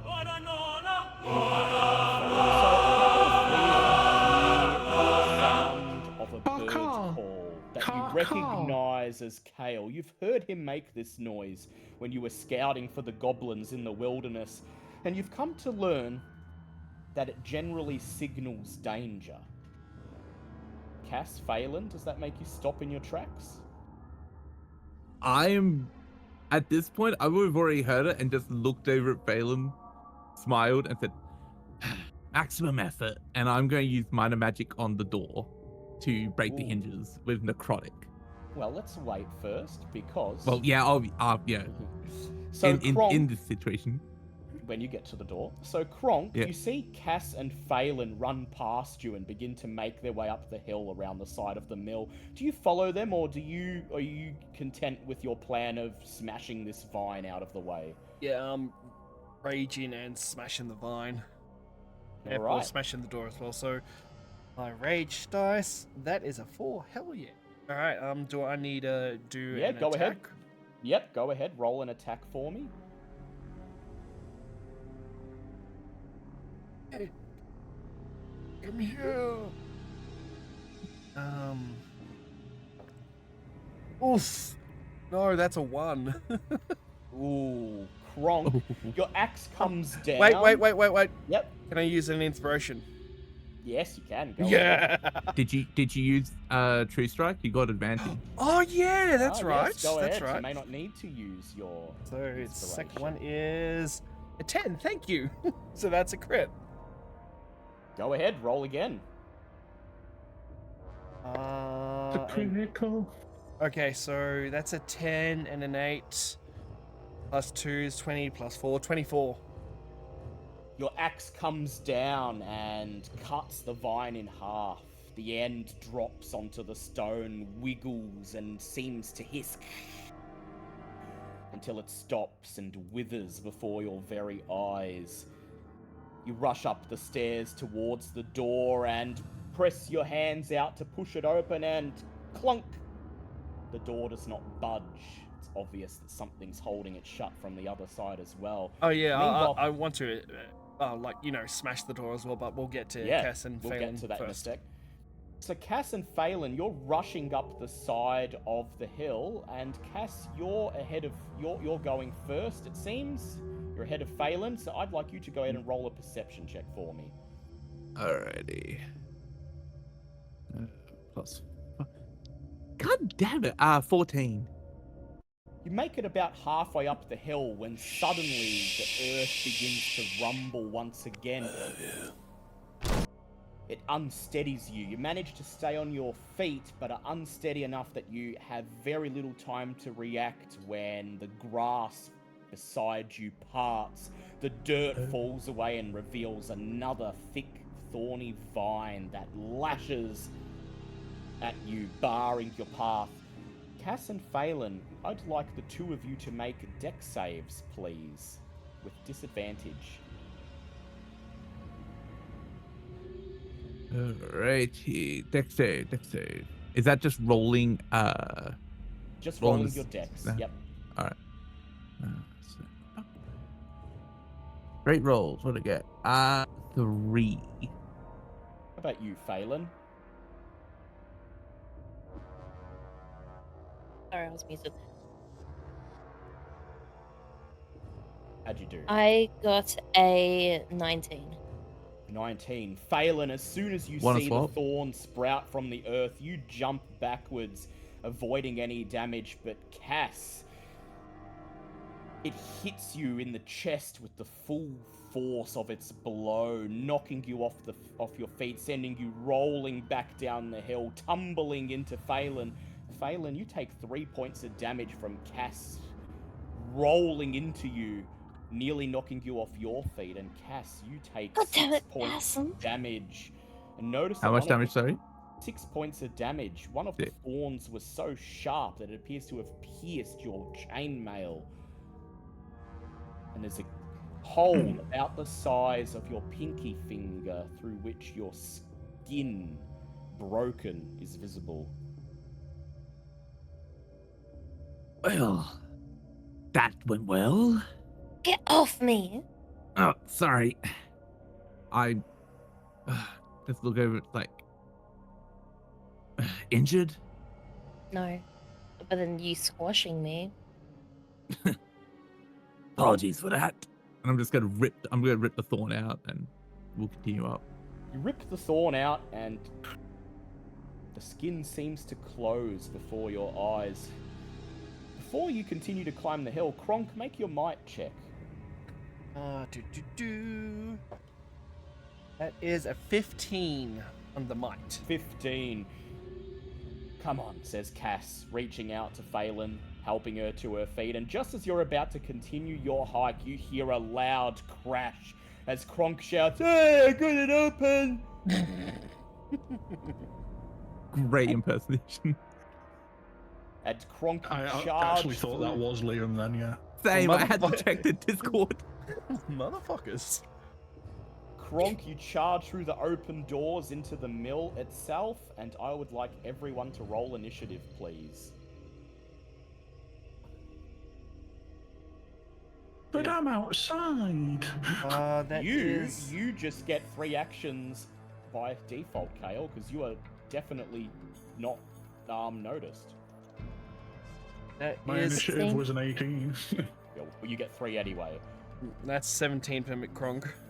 So 2 for Kronk, 18. Holy shit! Finally, a 2 good for roll. Cass, and Phelan, 16. 16. So Kronk, you're through the door, and as you run into the mill proper, you see 2 things. The first is a rickety staircase that leads up to the 2nd floor. The second, perhaps more importantly, is a group of tiny humanoid figures. They look like effigies that are made out of dirt, leaves, and twigs, except they are alive. And as you enter, they turn to face you, their eyes gleaming red in the dim shadow. They let out ear-splitting screeches and charge towards you. And behind them all, seemingly silently giving orders, a pulsating mass of moss, vines, and leaves, its surface squirming, bubbling as it slowly oozes across the stone floor. Kronk, you're up first. How many actions did I have? 2 or 3? 2. You get 2. Okay. Everyone got 2 except for Kale, who gets 3. Well, I would like my first action to be a rage. Fucking damn it. So you Slippery. get a second dice. Because you're already raging from before. Oh yeah, so that's then you right. get Yeah, two dice. yeah. So the second one is a 2. Okay, and for Ooh, my second So action. 6 altogether. Yep. No, 2. Yeah, sorry. Yeah, 6. Sorry, my bad. How do we work out the Dragon's Breath again? I forget how we did that. I would say you can hit minions D, E, and F from here, but you also need to make an attack. So you can either stay where you are, wait for them to come to you, or you can move up and ready yourself for next round. No, I will do the Dragon's Breath against D, E, and F. A crit of a 10. Okay, yeah, but you need to make an attack, remember, to trigger it. Oh yeah. Okay, so how? However, I will let you. Do you have anything you can throw? Only my axe. Throw You me, can throw throw your me. axe. You can throw your axe, but you'll have to pick it back up next round. It's up to you. I mean, you're Dragonborn. You could throw your own fucking scales that you've shed. Fucking kobold cannon. Oh my god! Don't give us ideas. I thought that was a euphemism for another part of him. Like mammals have Leave a his purple-veined little custard kobold chucker. out of this. Mammals have a purple veined custard chucker, and dragonkin have a kobold cannon. I ain't touching that fucking kobold. Yeah, but will you fire the cannon? I'm Maybe. shutting up. Okay, well I have to attack, otherwise I'm going to lose my both my rage dice next turn. Yep, so I will let you throw your axe, but you'll roll with disadvantage, because it's generally not designed to be thrown. You know, that's fair. So that way I can do the breath attack. Yep. Right, so that is that's not the right D. So that's a 7 and an 8. So 7. The axe hurls through the air. It strikes Briarbane minion D in what passes for its face, leaving a big gash, revealing something more organic and soft underneath the twigs and bark. And then you step forwards and roar, and a pillar of flame bursts forth, briefly lighting the dim mill. It chars all 3 of the creatures in front of you. Minions F and E seemingly withstand the assault. Their hard bark-like skin burning, shriveling away, revealing the soft underside. But Briarbane Minion D crumbles to ash before your eyes. Swick. All right, Cass, you're up. Oh shit. Okay. Yeah.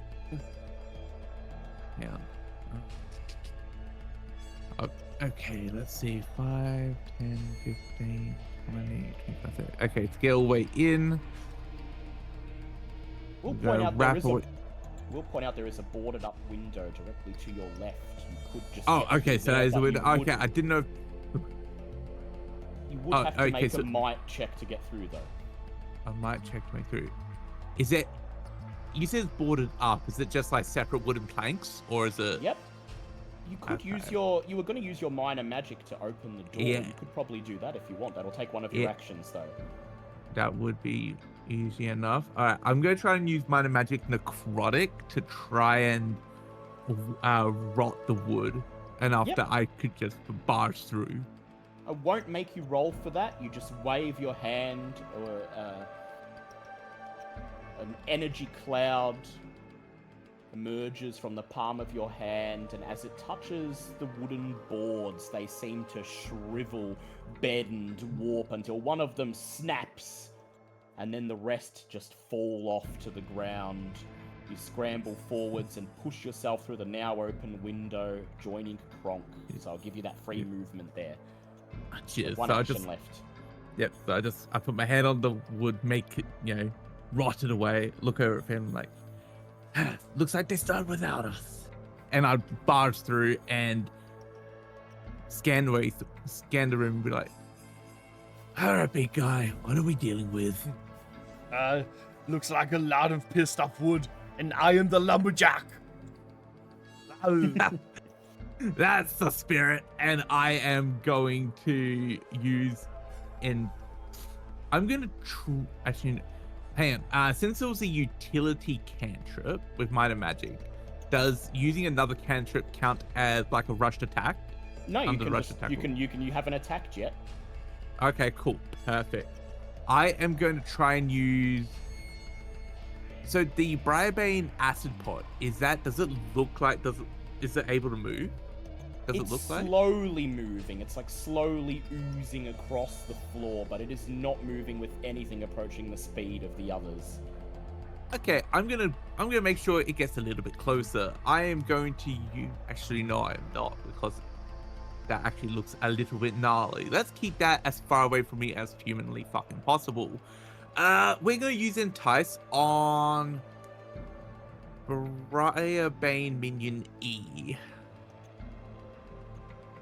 Go ahead. D4. 3. 3. You beckon it towards you with your holy symbol. It begins to rush towards you, darting, seemingly dancing over the stone tiles.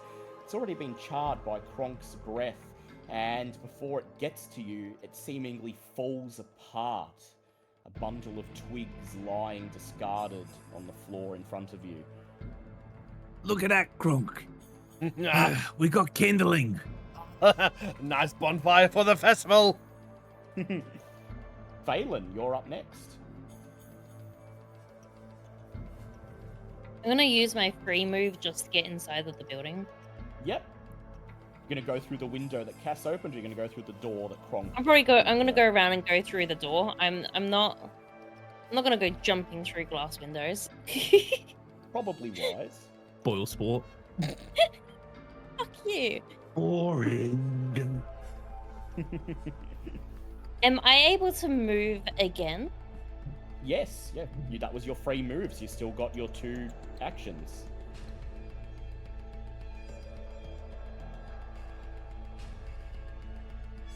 You know, I'm gonna attack twice. I'm gonna first use my daggers to throw at the minion F. Yep, go ahead. Roll to hit it.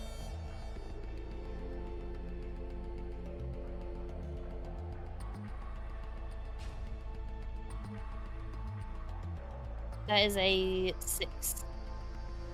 Dagger lands right in the chest of the effigy.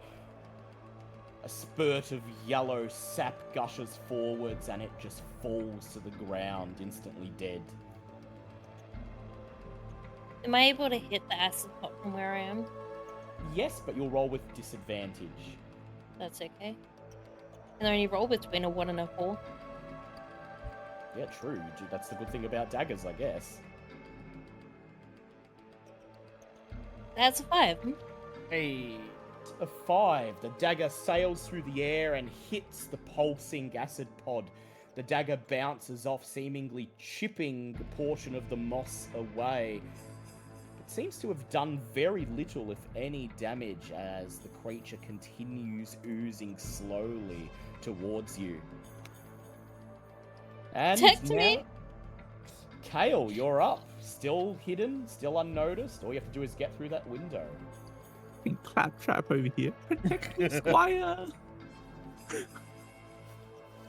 Sneak open the window Yep, go ahead. and climb through.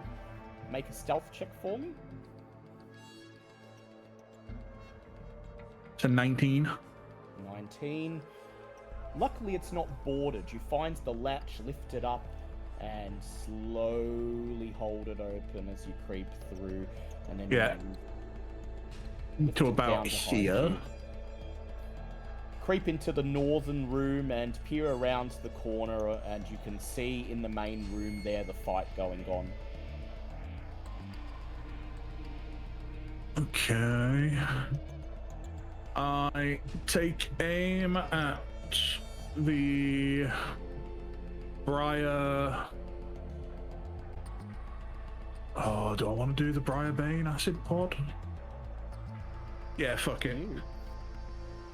I take aim at the Briarbane acid pod and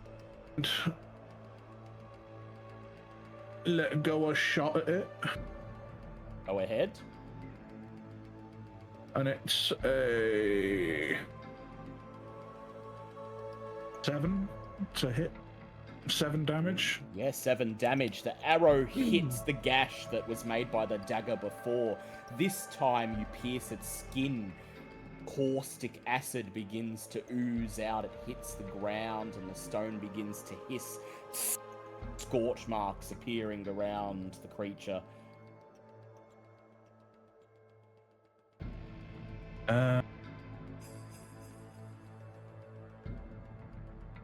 That's the end of my turn, I think. Yep, that's the end of your turn. Well done. Alright, it is the enemy's turn. So Briarbane Minion C rushes forward straight towards Kronk, between where Kronk is standing and his axe that's lying uselessly on the ground, and it leaps towards him, its hands outreached, its twig-like fingers suddenly very sharp, like thorns. And Kronk, that's going to be 8 points of damage. I will expend one of my fury dice to make that 4 damage. 4 damage. The thorns tear your scales, but not as badly as they could have. Meanwhile, the Briarbane acid pod, suddenly aware of Kale's presence, begins to ooze slowly forward. Can only move 1 tile a turn because it's so slow, but that's close enough. It's within 2 spaces of you, Kale. It reaches out a vine and grabs you. Make a dex save, please. Oh no. 17. Ooh, you're lucky. You take 1 point of damage as the vine wraps around your arm, but you pull away, wrenching yourself free. The acid pod hisses, withdrawing its tendril. God dang it. Briarbane Minion B charges forwards towards Phelan, and it screeches as it flails its thorn-like fingers in your direction, Phelan, and that will be 9 points of damage. Can I reaction interpose? You sure can. So you'll take that Alright. damage, Cass. Yep. So I'll push out of the way. Yep, Cass pushes Phelan out of the way, stands between her and the minion, and the thorns pierce your chainmail. You take those 7 points of damage instead. Perfect. Briarbane Minion B charges to the north around the corner towards Kale, and it screeches as it plunges a thorn into your side, Kale, for 6 points of damage. Yeah, okay, I'll take that. Take that, alright, and Kronk, you're up again. And because of my new, well, I guess passive intensifying fury, because I'm still raging, I get to roll a rage Yep. dice, You do? Yep, and that is a 1. Is there? that's still a free dice. That is. Can I like unarmored strike to push minion You C sure away? can. You sure can. Go ahead and make a might check. Oh, it's okay. It is. Oh. 21. 21. You roar, rushing forwards. You grab the little Briarbane, and you mean to just hurl him out of the way, but as you lift him up, there's so much anger coursing through you that you just snap his little body in half. You charge forwards and pick your axe up off the ground. Excellent. I would like to make action 2 to attack Briarbane Minion B's. Go, you try to hurt my friends, I break you now. Go ahead. 4 to do that's okay. Need to do some maths here. That's 9, 11, 15, 16 damage. 16 damage. You lift up the axe, roar, and bring it down in a single motion and smash this Briarbane into matchwood. I got you guys. No one's gonna hurt you on my watch. And And Cass, you're up. Well, I was gonna ask, would that be Oh, yeah. three things, or is that 2? That's your turn. Yeah, Okay. that's your turn. All right. All right. So I'm just going to go. "Ugh." That actually bad. Okay. Let's test something out. And I'm going to spend my first action 1, 2, 3. So hang on, 5, 10, 15, 20, 25. Cool. So I'm going to spend my first movement to get. Hang on. How far was the? The movement? No, you yeah, have and 6 spaces. yeah, with you have just the enough to acid get to pod. it. Yeah. Yep. With the acid pod, did it move to get to Kale? Yes, it moved 1 space towards him. Okay. So I am going to then. Oh, I can't really do that then. All right, I'm going to first. I'm going first. Put my hand on my chest and cast heal on myself. So we'll do that first. So I can heal myself for 1d6 plus T HP. Yep. So that will be 3. 3, very nice. Low numbers today, I swear. And then we're going to move the 30, and this is definitely going to be a bad idea. I'm going to reach out and then use Withering Touch. Ooh, go ahead. So that'll be, was it 1d12? Pick a god and pray. 7, I'll take it. Place your hand on the pulsating mass. It changes color. The green turns yellow, then grey, then black. And the acid pod whimpers and dies, and as it dies, it begins to hiss loudly. Cass, make me a deck save, please. I knew this was going to happen, and I did it anyway. The glory of free will. 3. The acid pod explodes, dealing 11 points of acid damage to all adjacent creatures, which is unfortunately just you. I'll take it. God damn it. And that's my turn. That's a turn. Like, And then, Phelan, you're up.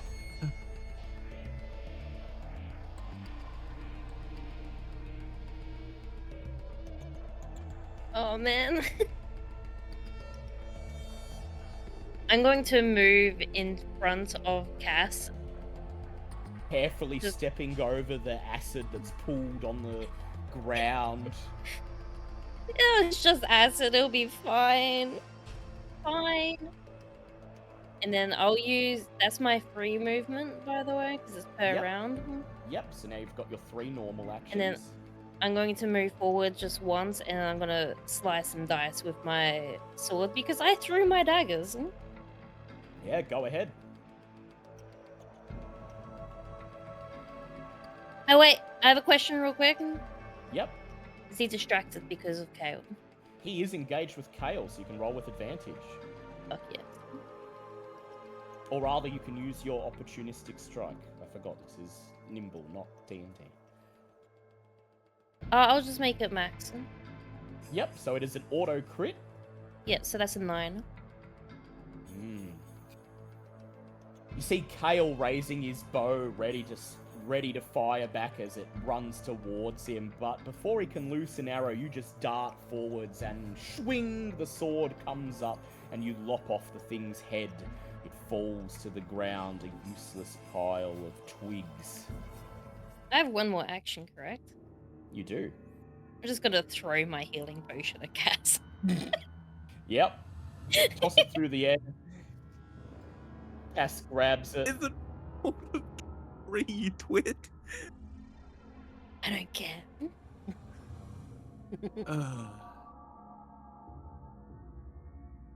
God The damn. mill is once more quiet. No signs of life. No signs of the boy, Remy, either. But there are two places he could be. There's a rickety staircase leading up to the second floor. There's also a dirty-looking wooden door to the south, leading to what you assume is the old mill master's office. I'm coming, little boy. Yeah, I'm gonna pop 3 of my mana to do 3 lots of heal and follow Kronk into the office. Yep, and you've never used your healing before. It's a level 2 No. ability, so would you like to describe for some flavour what happens, Yeah. what the others would see? Basically, I basically just putting my hand on my chest, and you just see this my left hand onto my chest, the one with the gauntlet, and I just put it on my chest. You see like a radiant gold that turns into a green, that into a gold. It basically undulates between the two colors. Ooh, As it just undulate, aren't we pulses. smart? Yes, and it just pulses over and over and over after every cast. But you also notice that where there should have been injuries, like from the acid and from the spike earlier, you don't really see any lasting injury even before I started the healing. It's like it wasn't even there in the first place. Like I still look like battered and torn, like I'm, haggard after the fight, but there's nothing visually showing that I've been injured. Yeah, it's like you were never hurt at all. So, Kronk, you reach that door, and it's slightly ajar, slightly crooked, but when you go to open it, it's held fast. Plus 18 health, by the way. Oh, nice. Very nice. Instead of smashing it, can I just do a might check to like try to force it open? Yeah, go ahead, make a might check for me. Oof, that's only a 9. Shit. Ooh, no, screw that. Screw that. We're going to use the inspiration. Yeah. Yeah. Okay, that's better. That's an 18. Kronk presses his body against the door. The door is ajar, but there's something blocking it from the other side. It's not stuck. And Kronk has, in this moment, a tiny glimmer of childlike intelligence, just enough to tell him he should hold back and not just smash the thing down. Instead, he braces the door with his shoulder and pushes with all his might. For a second, and a second only, there's the sound of wood sharply scraping on stone, and then whatever's behind the door is pushed slightly on an angle. There's now enough space for Kronk to get his axe in the crack of the door that's open, and like a pry bar, snap it open the rest of the way. You push the door open, and the chest of drawers that had been wedged up behind it is now lying on its side. But somehow, you didn't make as much of a racket as you expected to. On the other side of the door is a very small but neatly furnished bedroom, or it would have been at some point in the past. It's been abandoned for many years, obviously. There's a bed, a desk, a small dressing table, each of them covered in a thick layer of dust. Cass, you're standing right behind Kronk on the map, so as he pushes the door open, you can make a perception check for me. Perfect. Come on, Lady Luck. Oh, for God's sake. 14. 14. The bedroom appears to be empty. There is no child cowering within. However, you do notice drag marks along the floor, leading under the desk wedged up against the southern wall, as if something heavy has been forcibly pulled across the stone floor, disturbing the thin layer of dust.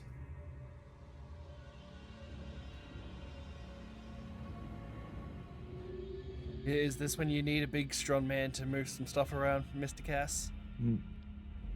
Yeah, what looked like it was moved around, you're saying? You're not sure. Something decently heavy. Okay. I'm going to... God, I'm going to get so much use out of this fucking spell. I'm going to use Minor Magic. And I'm going to try to use... Under Necrotic, I can summon a harmless shade to perform tasks. You sure can. I want to summon a... Yeah, I'm going to just press my hand onto the ground and bring out a small 3-foot tall, like, formless shade.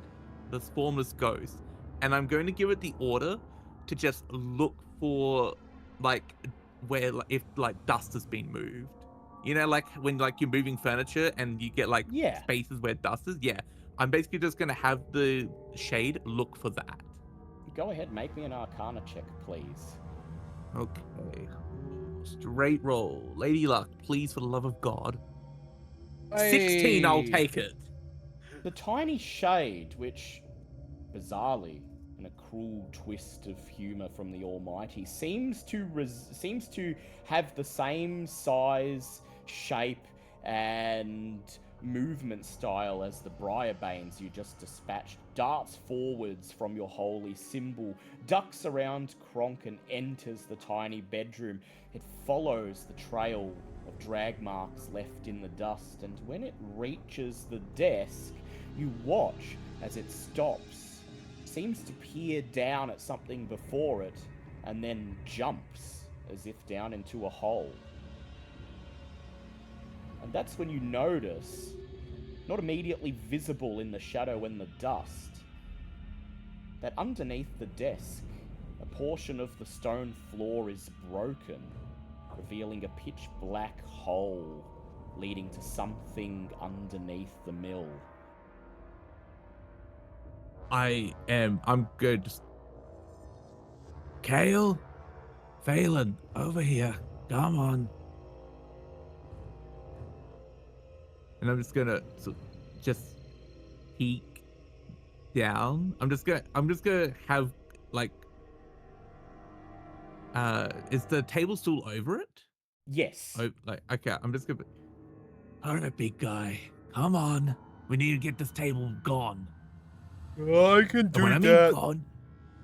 gone, I mean just put it out in the main room. Don't destroy it, okay? Okay. It's a good thing you did that, because otherwise, yeah, he would smash Yes. it. Just Yes, picked I'm gonna it up and break it. hurled it. I'm gonna have to summon like 3 more shades to be like, okay, pick up the splinters. No, it's okay. There's a window. The table would have gone out the window. Ron, go ahead and make a might check, and we'll see if you can move this table without accidentally smashing it and making a huge noise. That is a 15.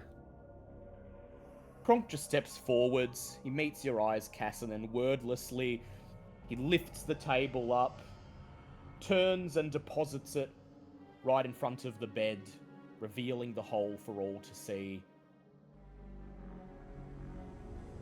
I think this might be the hole the girls were talking about where the friend got sucked into. Yeah, seems that way, huh? All right, Kale, Phelan, time to get into my hole. Come on. I don't want to get into your hole. Disgusting. I just look. I just you and for I don't know like, when the last freezing time you pers- cleaned your hole was. You just see like since you've gone here, like his priestly like persona has dropped, and you're just seeing like a different side of Cass. He just looks at you guys, like gives you like a wink, and jumps in the hole after Kronk. Come on, guys, jump in the hole! I will say... Failing. Alternative suggestion. Mm. Hub? Upstairs? Hub? Can we go up? We leave them. We go up. You Oh can. God, split the party. Yeah, okay, let's do that. Heck yeah, let's go. And they were never seen again. The villain was in the ceiling the whole time. We're in the safe zone. Well, ladies and gentlemen, this was Nimble. I hope you enjoyed listening to it.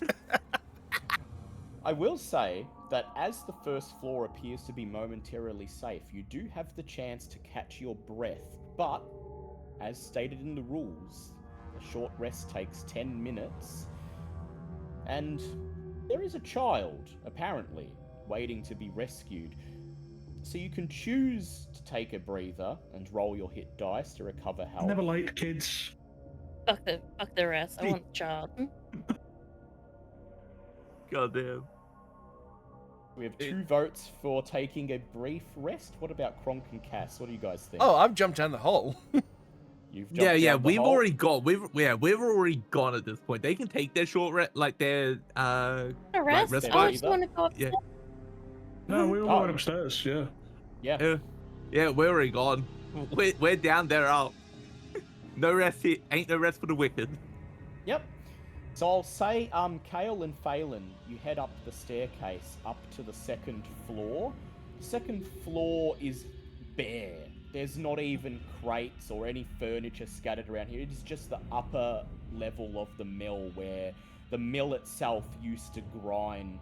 And the only thing of note here is the door on the side that Kale and that Phelan and Cass would have entered had they not been knocked down the hill. Oh, okay. But into it's the good hole. that This you was did boring. that because, the child would have been, There also could have been enemies up there waiting for us. The Yeah. child could have been in the roof this entire time, and now the mission just becomes save Cass and Kronk. It's like, oh, where are your friends? They're in the hole. Yeah, it we is just left them always- behind.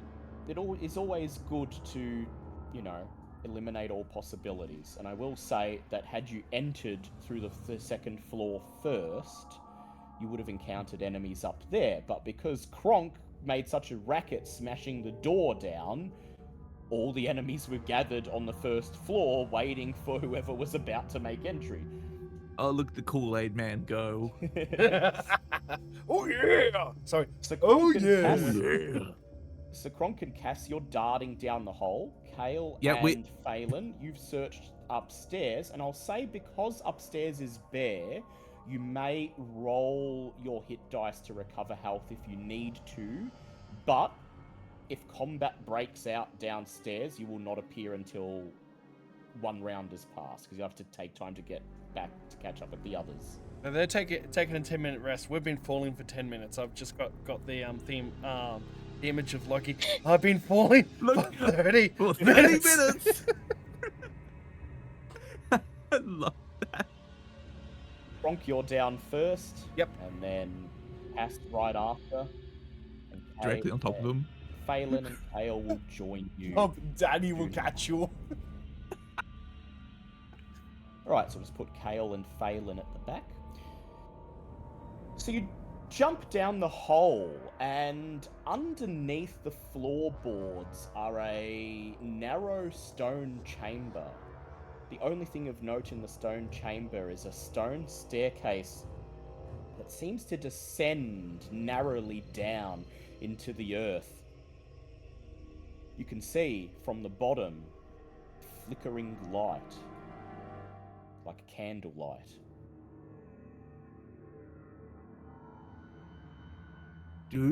Like with the statue in the middle there, does it look? You don't see that yet. Oh, you don't see that? Okay, Oh. gotcha. Pretend this staircase is a bit further up. Oh, okay, yeah. So it's all right. Just you ready? I'm ready to go. I'm just gonna like every few steps, like once True Strike has ran out, I'm gonna reapply it to him in perpetuum until like something happens. All right, Kronk. As you and And also Cass it's just 2 range, by the way, so I don't need to keep touching him. I'll just keep reapplying it at range. But Kronk likes you touching me.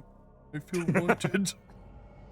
You and Touchy for Kronk extenuating descend- circumstances. You and Kronk descend the staircase. It seems to get narrower and narrower, steeper and steeper as you descend. You're not sure how far under the old mill you are, but it seems to go on and on and on. You wonder what this place is and how long it's been here. You wonder if it's older than the mill itself. Kronk, as always, you're ahead. Yep. Go ahead and make a perception check. Did you do that? Ooh, nat 20. Let's go. Nat Oh my 20, God. You're lucky. As you reach the bottom of the staircase, you emerge in a confined stone mausoleum. The walls are bare, decorated only by grime and dirt. There are 2 stone sarcophagus, one each in an alcove on each side of the room. There are copper braziers set into holes along the sides of the room, and they've been lit. You wonder by who? Was it the children? Or somebody else? In the center of the room is a stone statue. It seems to be watching your every move, staring at you with a stony, expressionless face. It appears to be a statue of a dwarf. His 2 hands are grasping a grand shield, which he holds in front of him as if warding you off. And Kronk, as you're about to step off the staircase towards him, you notice the 2 stone tiles directly in front of the staircase are slightly raised above the others around them. Oh, I just put my paw in front of Cass. There's something wrong with the floor. They look uneven. Well, let's figure that out, shall we? I'm going to get so much use out of this fucking spell. I'm going to once again use minor magic and summon a shade to try and just walk along the tiles at the front here, just to see if anything's wrong with the tiles. If You that's at all notice- possible. You notice that the ones that Kronk is pointing out at you don't appear to be raised due to some work in the terrain. Your magic illuminates a hairline gap underneath them, revealing to you that they are pressure plates. Fuck. Alright, big guy, back. Oh, okay. That Each of them about 5. The pressure plate about 5 feet. 5 feet wide and 10 feet long. Cause we know that there's Perfectly placed so that anyone descending the staircase would immediately step on it. Yes, go Kronk. cause we know that there's pressure plates here, so some booby traps. Would we be able to check where we step to see if any more are raised or safe to walk on? You can, but first you have to figure out how to get over this one. So the pressure plates, these 2? I'll draw on the map where the pressure plate is, where the 2 pressure plates are. So right here. yeah, it's Oh, literally okay, the those first, ones, the first okay, plate. yep. Yeah, I the thought ones you were we talking about these almost ones. fucking stepped on. I thought you were talking about these ones. Yeah. All right. Can It might be a good idea to wait for Phelan. Oh wait, no. Did Phelan and Kale come down with us? Like, are they behind us at all? No, they're still upstairs. Okay, you fucking rolling let's their go. hit dice rolling their hit Oh, dice if yeah. they want to. They won't emerge until you guys have dealt with this trap. Gotcha. Okay. Oh, minor magic. What can we do with you, buddy? I've Wait, I've got a fun idea. When I say fun, it's going to be entertaining. Oh, wait, yeah. You. I think we both got different ideas. I think so. Let's go Okay. with the stupid idea first. All right, yeah. Let's do yours, and then I'm gonna do mine if yours fails. Okay. My stupid plan. I want to wedge my like the thin part of the axe blade in between because I assumed that there would be a gap between the pressure plate and it actually going down. Indeed, you're right. Yep. I want to see if I can dismantle it, pry it open pretty much. Yeah, just smash the machinery. All right. And Cass, are you going to be taking a healthy distance back up the staircase? You know what? Can I assist with the stupidity by using minor magic necrotic when he's trying to pry it open? Can I try and get make when he makes any gap to try and funnel the magic in to try and break the inner workings while he's lifting it up? Yeah, to corrupt the mechanism. Yeah, to basically corrode the machinery underneath. Yeah, go ahead, Kronk. Make me a might check with advantage, please. Awesome. And if I didn't have that, I was going to use the medallion. Yes. Yeah, that would work. That would work too. But Alright. best you save that. That is a 12 and 9, so that is a 17. Kronk, you wedge the edge of the blade under the stone tile and pry it slightly up. As you pull on the axe handle, Cass creeps forwards. He waves his hand in the air, brandishes his holy symbol. And the air in front of you seems to shimmer and waver as if a gust of heat is being pushed towards the gap. There's a click. The two of you close your eyes, preparing for the worst. The statue of the dwarf in front of you groans as it begins to move, swiveling to the left, then to the right. The eye on the front of its shield slides open and it Cha-Cha's real smooth. a tiny ember of flame spurts forth, dissipating into the air as the mechanism is too broken to fully activate the trap. Fuck yeah! Oh, fucking Christ almighty. You both breathe a sigh of relief and step down into the mausoleum just as Phelan and Kale descend the staircase behind you. Their forms first silhouettes in the dim light and then illuminated by the burning braziers as they Hey, emerge. Kale, do you think they've done anything dumb to kill themselves yet? May As I- we're casually walking down the staircase. May I just say, I pretty much used one of my abilities without using it, the so dumb I'm smart sometimes. Yes, You you kind of actually did. did.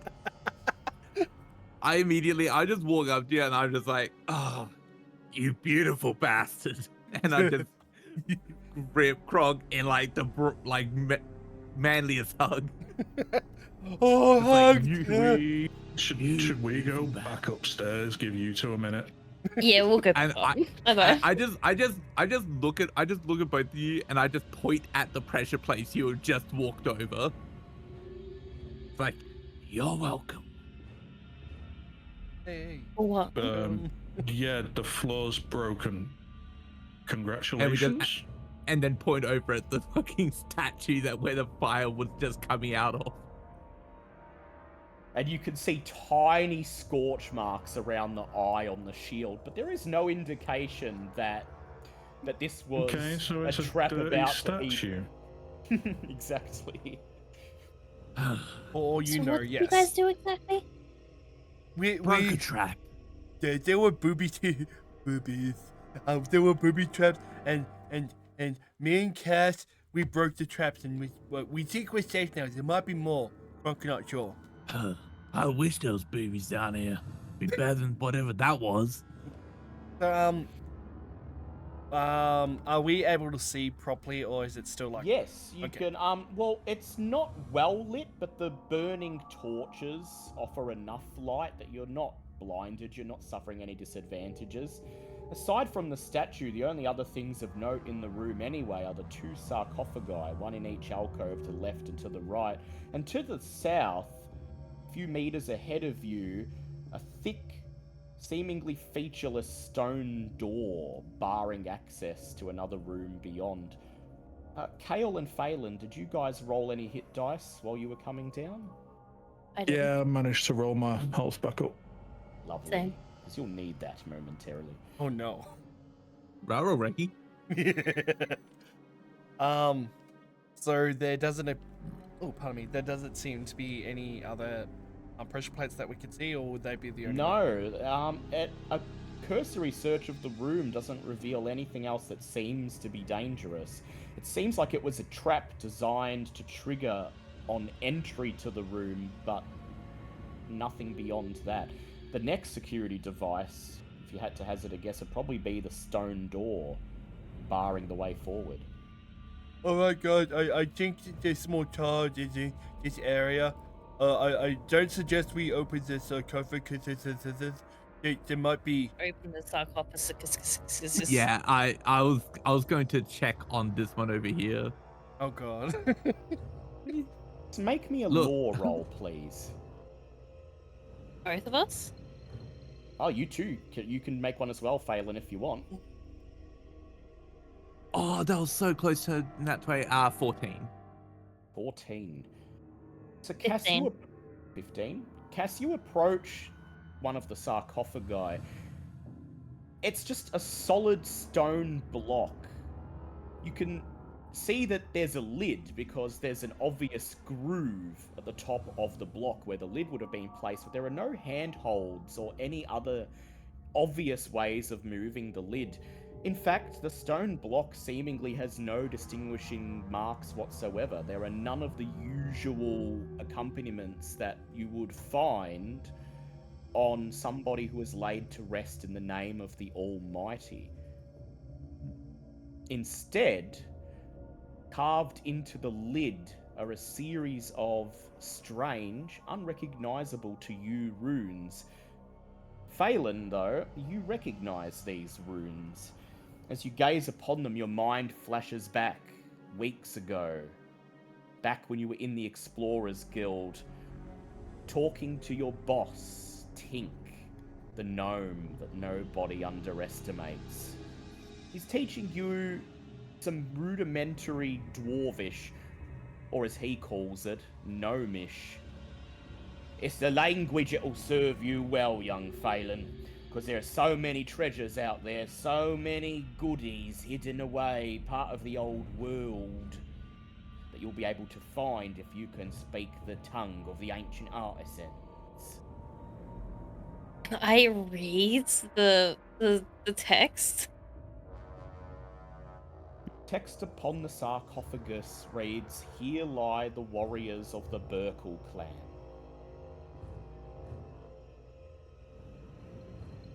Hey, Kronk! Come Huh? open this for me. Are Oh you? my! Are you? Kronk sure? smash! Kronk smash, yes? Kronk smash for little dragon, yes? Can we not desecrate grave sites for just 5 minutes? I Kronk feel like smash. this is gonna be opposing influence role between Phelan and Cass. Who Yes, can it- convince Kronk? Unless Kale just like drags him away, but Cass and Phelan, you can both roll influence, and whoever gets higher convinces Kronk, sure. I'm like not trying. I'm just calling it out while I'm like trying to like dissect it. So I'm not really like, you guys are like doing this. I'm just like yelling out, "Can you just fucking not?" But I'm not like actively trying to convince him. Yeah, you're just saying, "Can I'm we just not?" Yeah. sitting Can you on just the bottom fucking of I the not? am convincing him. Yeah. I'm just sitting on the bottom of the stairs watching because this is highly amusing.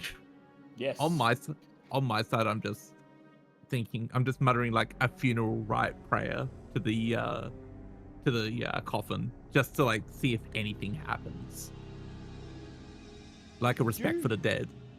You do feel a sense of warmth, but you're not sure if that's the Almighty or just you feeling that you've done your duty as a servant of the Almighty.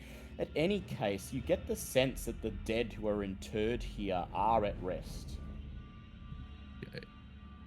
Okay, noted. It was a 19 on the influence, by the way. He would have lost. I mean, I've got a +5 as well. So, out of curiosity, 14. no, we 19 Ooh, altogether because I've got 19. +5. Ooh, Yeah, so it would Kronk, have matched. it is totally up to you, Kronk. Given that you both got the same, I would say that that means Kronk sort of his attention is wandering, and rather than listening to either of you, he just like notices the door and begins to like wander towards that instead. Kronk would be like, door, smash. Kronk Ooh, likes let's check opening over here. doors. So Kronk, while they're arguing over whether to desecrate the dead, you and Kale make your way towards the door. As you approach it, you can see it illuminated better in the flickering candlelight. It's a giant stone slab. In the very middle, there's a large blue jewel. It's carved in an almost exact circle, and it's set into what appears to be an open mouth, an open gaping mouth. There's nothing on the door that suggests how to open it. There are no door handles, no keyholes, just more dwarven runes carved, curving along the top. So, with something missing in the...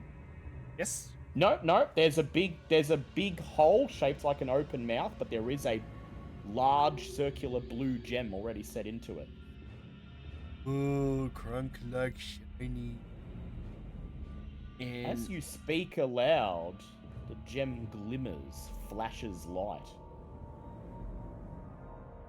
oh, even more shiny now. He's so pretty.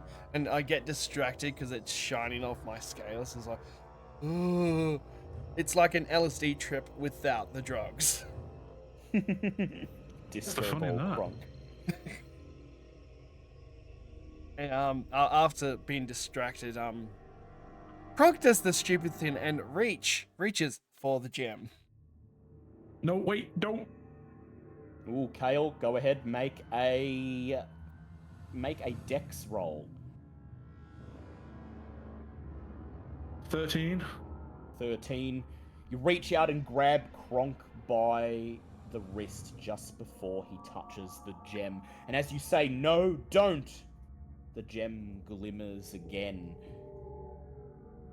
And you notice the corners of the mouth twisting into a knowing smile, as if the door itself is listening to you. Just because his Kronk is like incredibly fucking stupid. Hello, door. Hello. Is he talking to a Jeez. fucking door over there, Cass? As you At say this point- hello. Go ahead, Cass. I was just gonna yell over to it's like she's talking to a door. It's like, at this point, I wouldn't put it past him.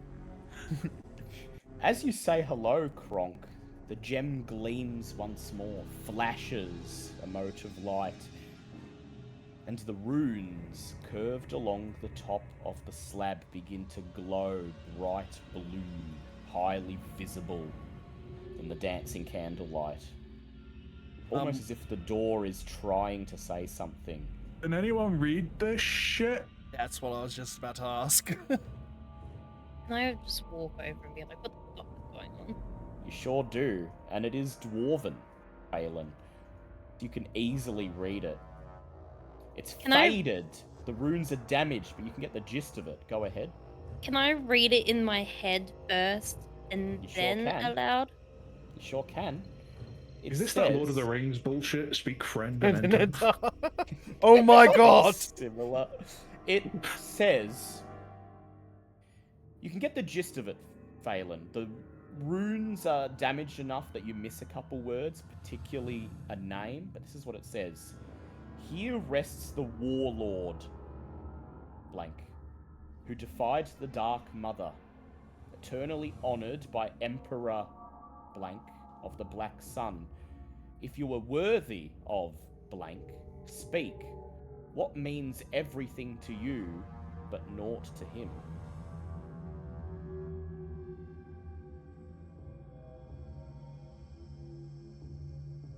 Sorry, what was that again? Sorry. Is this like that Deadpool shit? Speak chimichanga and enter? You have to speak something. Here rests the warlord. Yep. I will actually bring it up on here. Oh, Wait, this was all Phelan's just thinking it out loud at the moment. Yeah, she hasn't read it out loud, but Phelan, that's what it says. Do I know who the Emperor and the Black Mother are? The Dark Mother? You can make a law check at disadvantage if you like.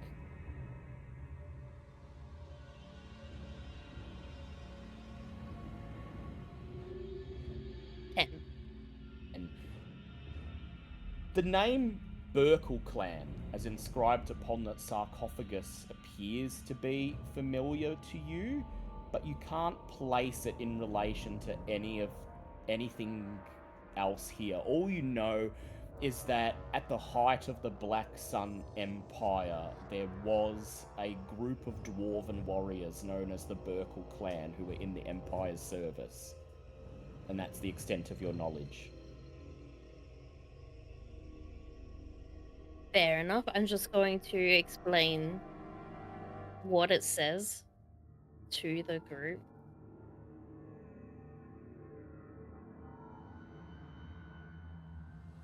Explains it out loud. What means everything to you but not to him? Krunk just yells up, friend!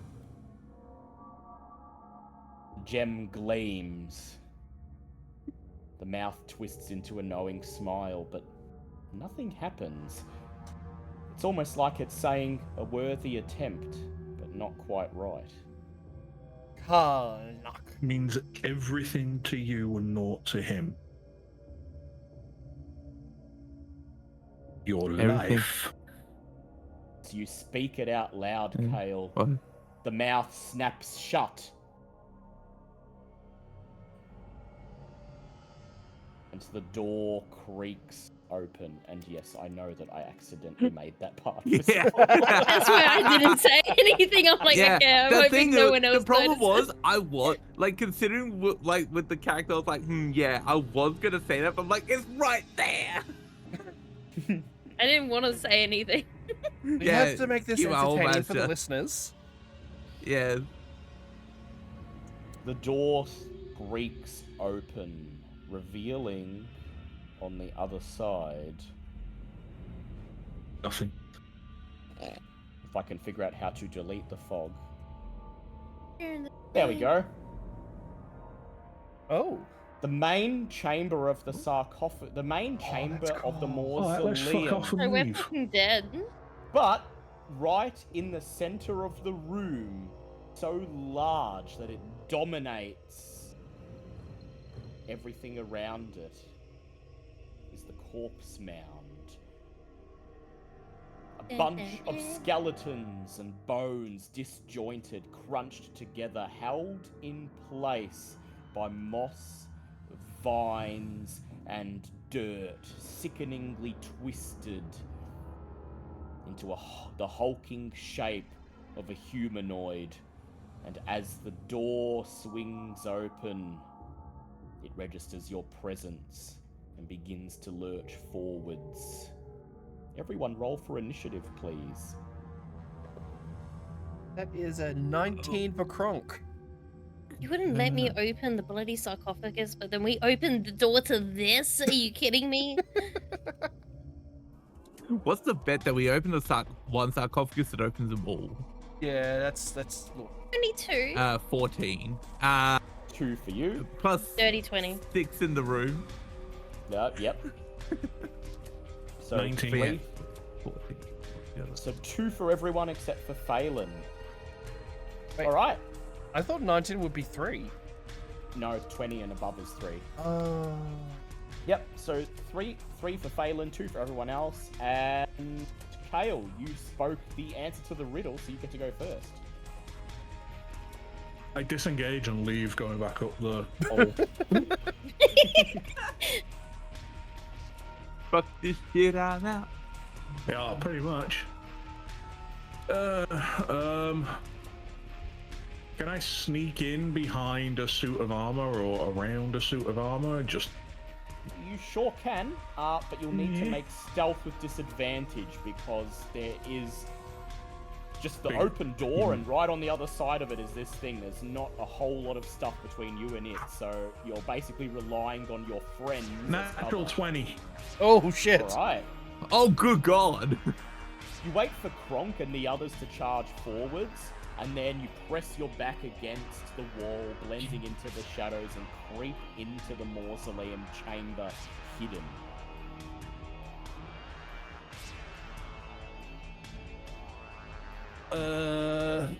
I'm gonna knock an arrow and just keep an eye on the corpse mound, but I'm not gonna do anything else because I don't want to run the risk of getting dead. Sure. That's your Yet. turn done. At the end of your turn, it takes a legendary action. The corpse mound shudders, registering fresh, warm bodies, and lurches forwards. Slowly, each step seeming to cause the whole tomb around you to reverberate. And now, Kronk, you're up. Okay.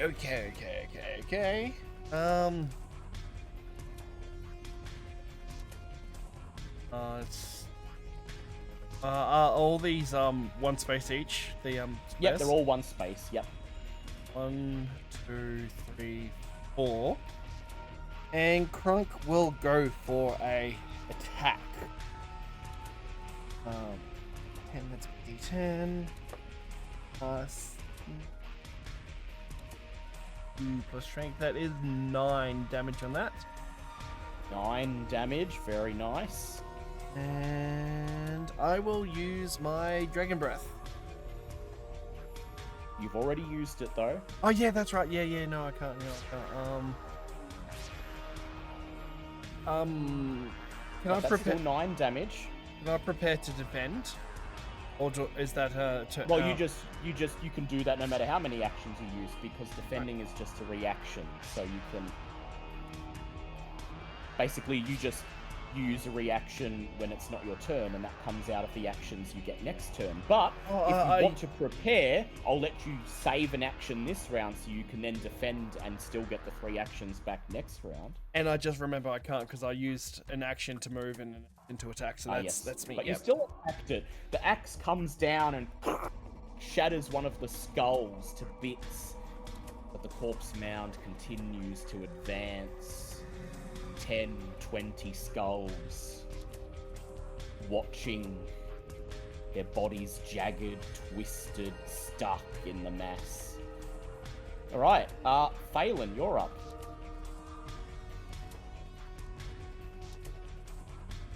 So actually, before your turn, Phelan, the corpse mound takes a legendary action. It reaches out, a vine shoots through the mass, bursting out of one of the rib cages and lashing you, Kronk, for 4 points of damage. And I need you to make a strength save, please. I'm just quickly trying to remember everything. If that's 4 points of damage, do I only take 1 because my armor is 3? Yep, if you use your defend reaction, then you get 2 Oh yeah, actions that's back right. this That's round. right. Yeah, I'll use an action to just make it 1 damage. Yep, and make a strength save, please.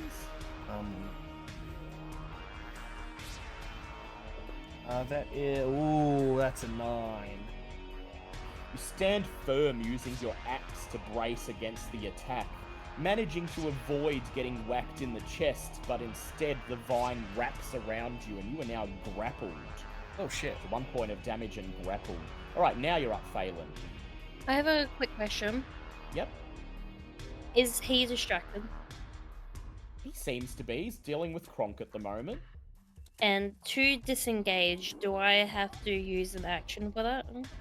To disengage, given that you're in sight of him, I'd say you have to move out of the way and do a stealth check. So if I move towards him, attack, and then move back, and like That is- disengage, will he attack me if I move backwards? he can get an attack of opportunity as a reaction, yes. Okay.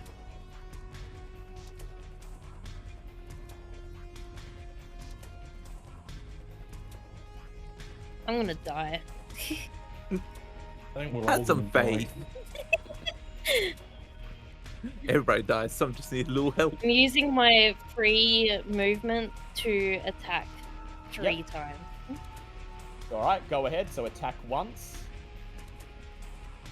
This is with my sword as well, and I'm also going to use Vicious Opportunity to get Opportunist, yep. my Got that max crit. on my first. Yep. So you dash across into the open tomb as Kronk is lifted off the ground by the vine, and you plunge your sword into the mass. How much damage are we looking at for the first attack? So with the crit, which is the max, and the extra roll and the +3, Yep. that is a 13 damage on that first one. Ooh, very nice. Next.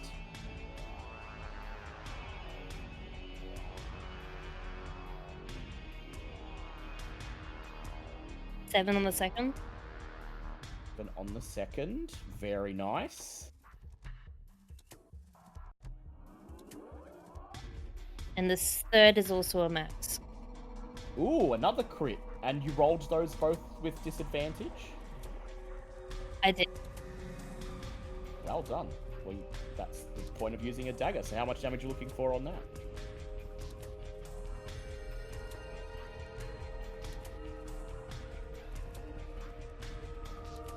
$11.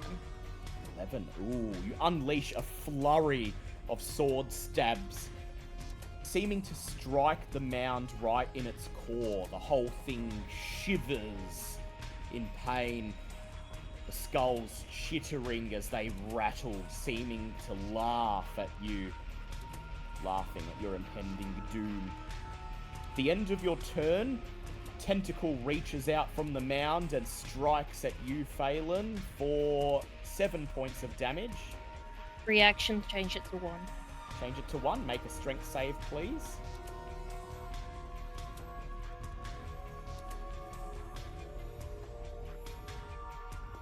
With disadvantage or no? Just normal. Okay. Natural 20 for a 19. God damn. Ooh. You leap out of the way. It lashes at you with its tip. You take minimal damage and leap out of the way before it can grapple you. Kronk, however, you are grappled. Go ahead and make a strength save to see if you can escape before it subsumes you into the mass.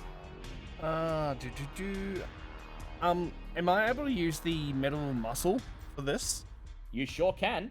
Sick. Squeeze it tightly, feeling the magic power surge through you. That is a strength save. That is a not 11. That roll 11. That's a 13. 13. The vine lifts you off the ground, pulls you towards the mass, and you summon all the energy you have and break free before it can pull you into its core. You hit the ground with a thud and take 6 points of damage from landing Jesus. on the stone floor. But it could have been far worse. Oh yeah. Alright, Cass, you're up next. Okay. I'm gonna steal this. I've only got 2 moves, don't I? Yes. So I'm gonna go 1, 2, 3, 4, 5, 6. I'm gonna use both. I'm gonna use both actions to basically mad dash myself over to the side. Yep. Across All the the way over room, here. dodging and Yep. weaving as a vine lashes out to grab you.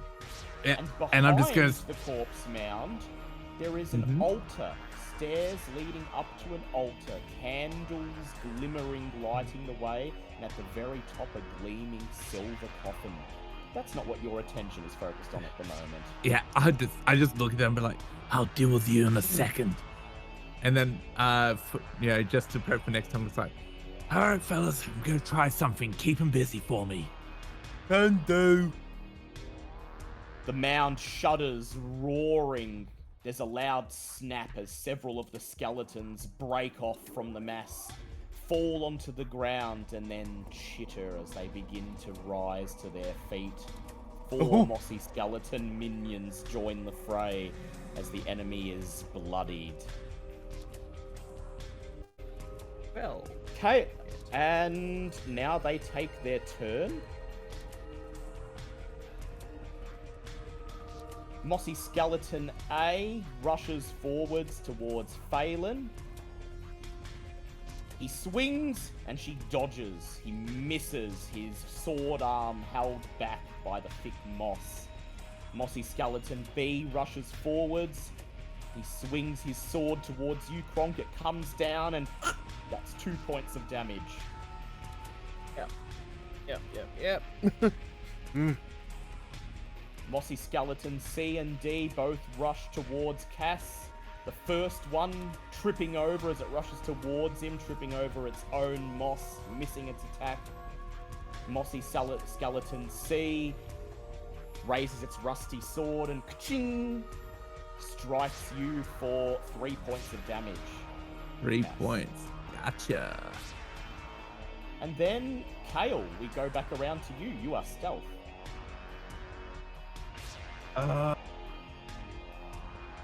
I take aim at Mossy Skeleton A Go ahead. and hit it for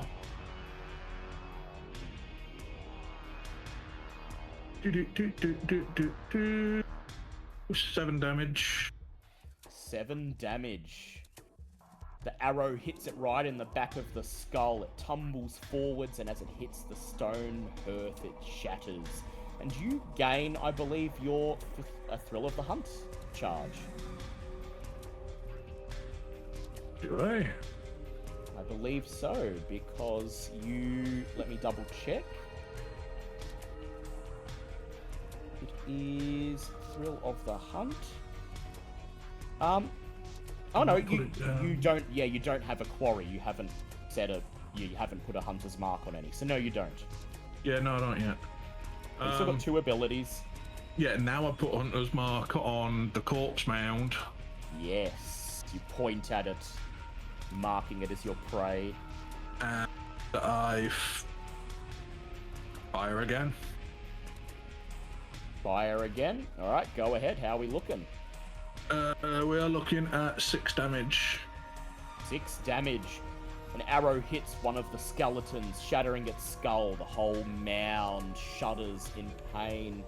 Unfortunately, that was not melee, so you don't get a Thrill of the Hunt charge from that, but that is still 6 damage. At the end of your turn, the corpse mound shudders forwards, moving closer towards you, and then a vine reaches out, Kale, lashing at you for 7 points of damage. Defend. Defend and reduce it by... Do I roll for that? Is it It's just your armor. It's just your armor. Reduce it by 5. So 3 points of damage, and I need you to make a strength save, please. 10. And ooh, the vine grabs you, lifts you off your feet, and begins to pull you towards the corpse mound. Oh, motherfucker. Kronk, you're up. Okay, I'm just gonna rage. Rage dice, that is a 1. That's better than nothing. Still better than nothing. Gronk is very, very mad.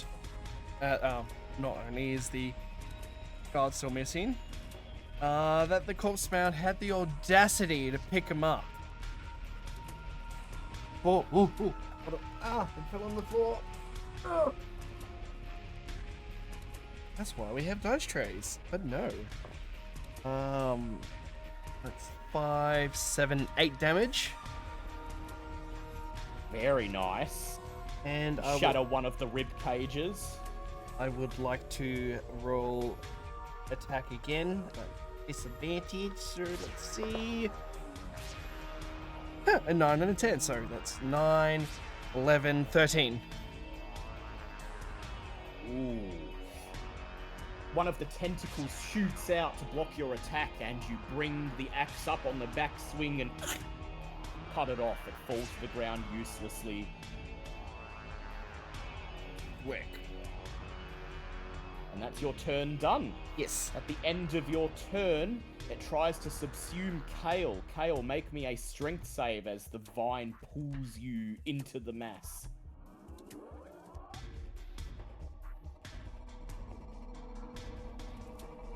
12. 12. Ooh, you're lucky. Summoning all the strength you have, you manage to pull yourself free. You tumble through the air and land with a crunch, taking 4 points of damage as you land with a thud. But at least you didn't get consumed. And then, Cass, you're up. Okay, I just see the skeletons like come out of the ground. It's like, well, that puts a spanner in the works. All right, I think that's enough out of you, and I am going to use 2 of my actions to. I should be able. Yeah, I'm going to use Searing Light twice, and I'm just on the corpse mountain. You said it was bloody, correct? Yep. So you're gonna rush towards it. No, it's within reach. Oh yes, Six. in rage. Yep. I so the mossy skeletons I'm gonna don't attack.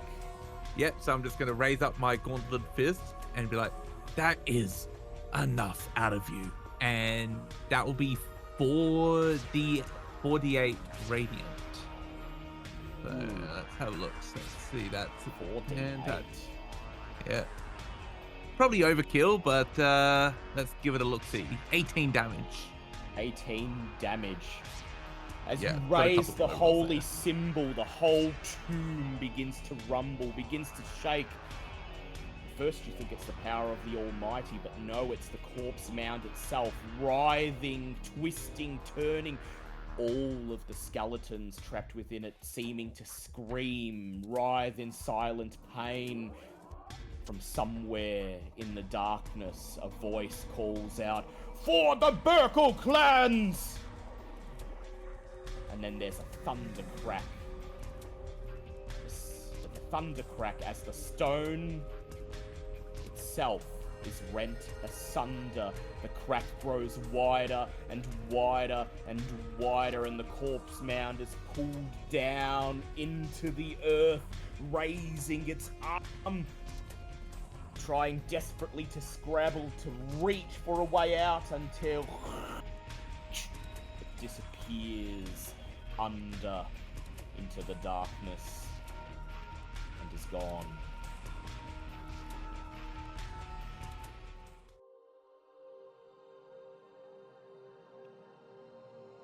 Where the corpse mound stood, pile of bones remain, scattered twigs, cut up vines, dead leaves, and in the center of them, coughing, gasping for breath, lies a young boy, his clothes torn, his hair disheveled, his skin bruised and broken.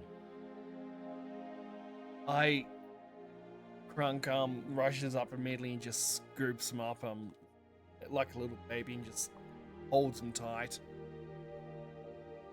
Gronk rushes forwards, the mossy skeletons turn, raise their swords to stop him, and then the mold binding them together disintegrates and they crumble to dust. The boy looks up into your face, Kronk, just enough to realize that he's safe. He sighs in relief, gasps for breath, and falls limp, passed out from exhaustion.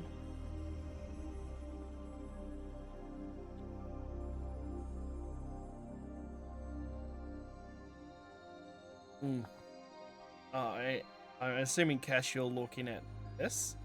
Yeah. I'm focusing on the altar at the moment. After just watching the corpse mound just collapse into the ground, I'm just like, well, Silver.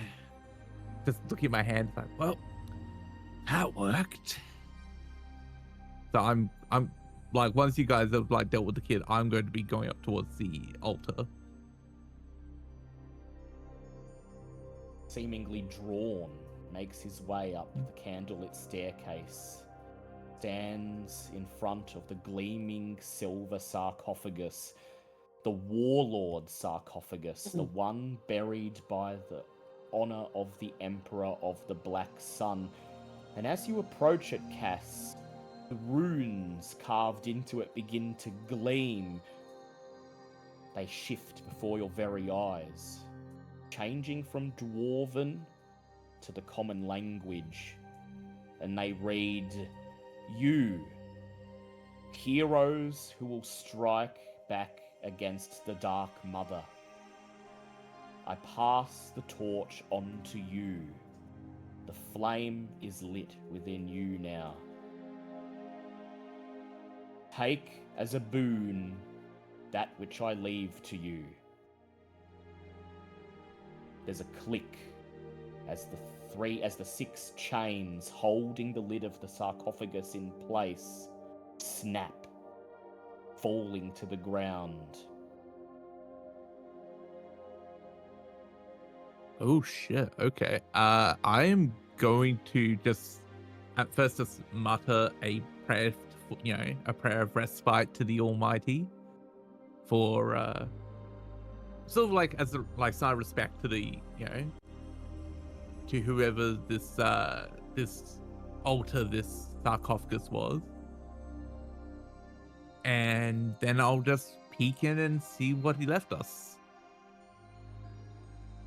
You expect to have to use some strength to dislodge the lid, but it moves at the lightest touch. You slide it out of the way, and underneath lies the skeleton of a dwarf. Dignified, clad in grand plate armor. Resting neatly on his chest are 2 things: a battle axe and a helmet, and you can feel the magical power emanating from them. Hello. I was about to say, I pull out the battle axe and I just like lift it up and I just sort of just give it a look. What does it look like as such? So Is the it got like a axe- dwarvish design or? The axe appears to be a relatively ordinary, if well-made battle axe, but there is a single rune of Dwarven carved into the blade. Phelan, leaning over your shoulder, whispers its translation in your ear. Hew. You. As if to hew ironwood, as if to hew firewood. Oh, okay. The helmet is far more interesting. Grand, with curved, wicked horns. The whole thing seems to exude menace, command, presence. If you want, you can make a lore check to see if you can identify either of these. Phelan, do you want do one and I do the other? Or if you want to do them both, because I've got lore 0. Yeah, Phelan, you can if you want. I'm Yeah. happy to do either. Yeah. Go ahead. All right. Make a lore check, Phelan. It'll be the last roll for tonight. You want me to roll both? Yeah. Yeah. I'll just be like, here. You got any idea what this is? 21. 21. That'll be enough to identify both. Oh, I want to roll a second time. Oh, go ahead and see how you do. The last roll for tonight. Dead The real 20. this time. Oh, good Wow. God. Cheats really get to cheat, eh? Yeah. You see Phelan's eyes glimmer. Your mind flashes back once more to Tink's office back there in the Explorers Guild, Phelan. Right. Word on the street is something's about to go down in Merryvale, and I don't mean their festival either. And I'm going to put you on it, Could be a lot of money in this for us. Could be a lot of juicy treasure. You did well nabbing that sword. That's why I'm trusting you with this. If you can nab a treasure of the Scorpion Queen, then whatever's about to go down in Merryvale ain't got nothing on you. If the boss could see you now, Phelan, he'd be very happy because these are priceless treasures. The helmet is what you recognize as a dread helm. While wearing this fearsome steel helmet, the wearer's eyes glow red, and the rest of their face is hidden in shadow. As an action, they can cause the helm to flare with sinister intent, granting advantage on a check to intimidate someone. The axe, known for now simply as Hugh, is a two-handed great axe, 2d6 plus strength slashing. This ancient great axe has the word Hugh carved into its blade in Dwarven. Whenever the wielder strikes a plant creature or a construct with it, they can choose to have Hugh deal maximum damage. But if they do, this doesn't trigger a critical hit. You can still roll critical hits as normal. Ooh. I'm gonna let you guys choose who they go to. I just sort of lift it up and just go, "Hey, Kronk, over here." And I just raise the axe up. "Over here, big guy, come on." Normally, Crunk would be like, oh my god, but he's still holding the child, and Crunk is actually weeping a little bit while holding the child. He just slowly comes up. Still holding the child. And Cass just takes the great axe and slides it into the hilt over Kronk's shoulder, carefully removing the other axe and placing it to the side. And Kronk, you reach up with your free hand, touch the handle of the axe, and you feel this power surging through you. A voice whispers in your ear, "Take it, my son.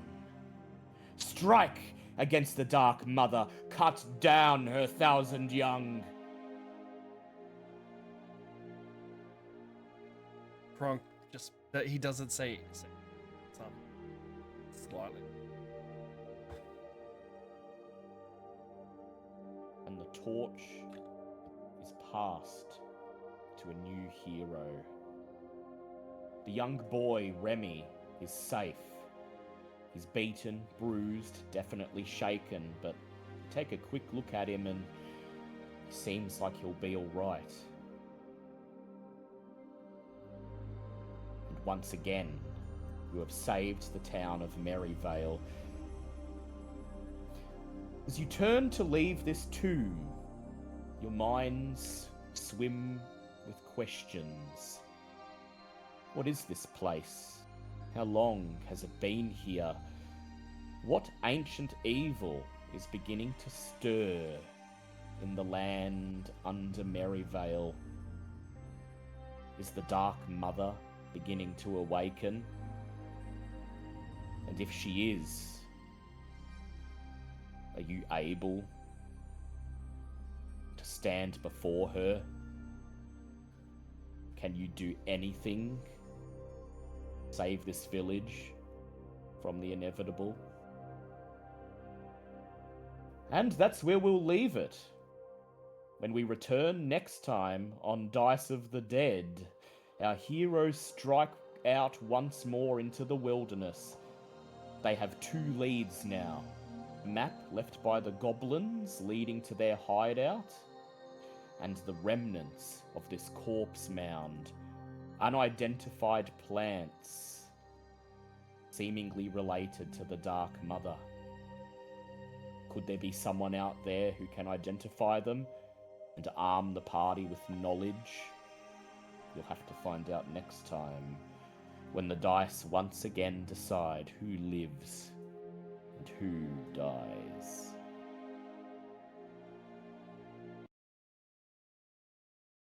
Hey. Yay. So you guys get a safe rest. You'll once again be put up in the inn. You are heroes, definitely now. You've not only rescued the fairy, but you saved this young child, Remy, the blacksmith's son, from a terrible fate. So you get a safe rest, and next time we get a little bit of an open world section where I'll give you all the clues you've gathered so far, and you can decide which direction you'd like to go. And you'll also have the chance to go around town and visit the shops and sell off your loot and buy any supplies you need. I'm upset that the festival's over. Finally back to 0 wounds. Thank God. Yes, you're back to 0 wounds.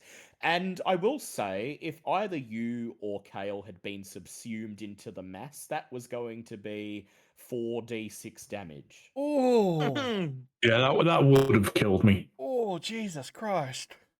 But it was only a DC 10 save to get out of it, so... Can I get Good God. I guess the special axe in the cat so I can write it down later? Yeah. Yeah, it's already in there. Yeah, I've put it in the Oh, it is? shallows. Okay. Excellent. Yeah. Well, I'm kind of glad we ended it there because I was going to do a whole very touching thing, returning the child, and Kronk was actually going to start full on crying. I was almost trying to tear myself up, and I got there. We can open with Method that. acting. We can actually open with that next time, I think. Yeah. Oh God. Actually, yeah. Because that's works. good role playing, and we kind of. I did like. I was conscious of the fact that it is our wrap up time, and Yes. some of us have to take medications and things. It's not just Archer; I have to as well. Yeah. So I was trying to cut it. That was a good place to end it. But definitely next time we can return the child, and Kronk can have a little cry, and then you can go because he is the blacksmith's son, so you get to go to the blacksmith. Maybe negotiate a little discount on any wares that you might purchase. All right. Well, Yep, I'm And go- then I'm you'll go- have the choice of whether to go to the goblin's hideout or try to find an old druid that Kale used to know who might know something about what's going on with the plants. well, I'll be back and me and shortly. I'm just Moonblossom going. got to have a gap. Yes. Yes. I'll be back in a sec. I'm just going to wrap up the stream. Bye-bye, Yep, stream. no problem. Well, there you guys go. Thank you so much for joining me and the rest of the party in this great adventure. And once again, we won't see you next week. We will see you in a fortnight. Once again, thank you for all the subs, resubs. A big fuck you to Brett and Seb for the workout. Love you guys. I will see you guys next time. Thank you so very much. If you like what I'm doing, don't forget to hit that follow button. And if you're feeling sexy enough, maybe even rub that subscribe button a little bit. And come join me in the Discord if you want to be a part of an amazing growing community or just stay updated when I'm streaming. Until then, my friends, be cool, be sexy, and I'll see you later.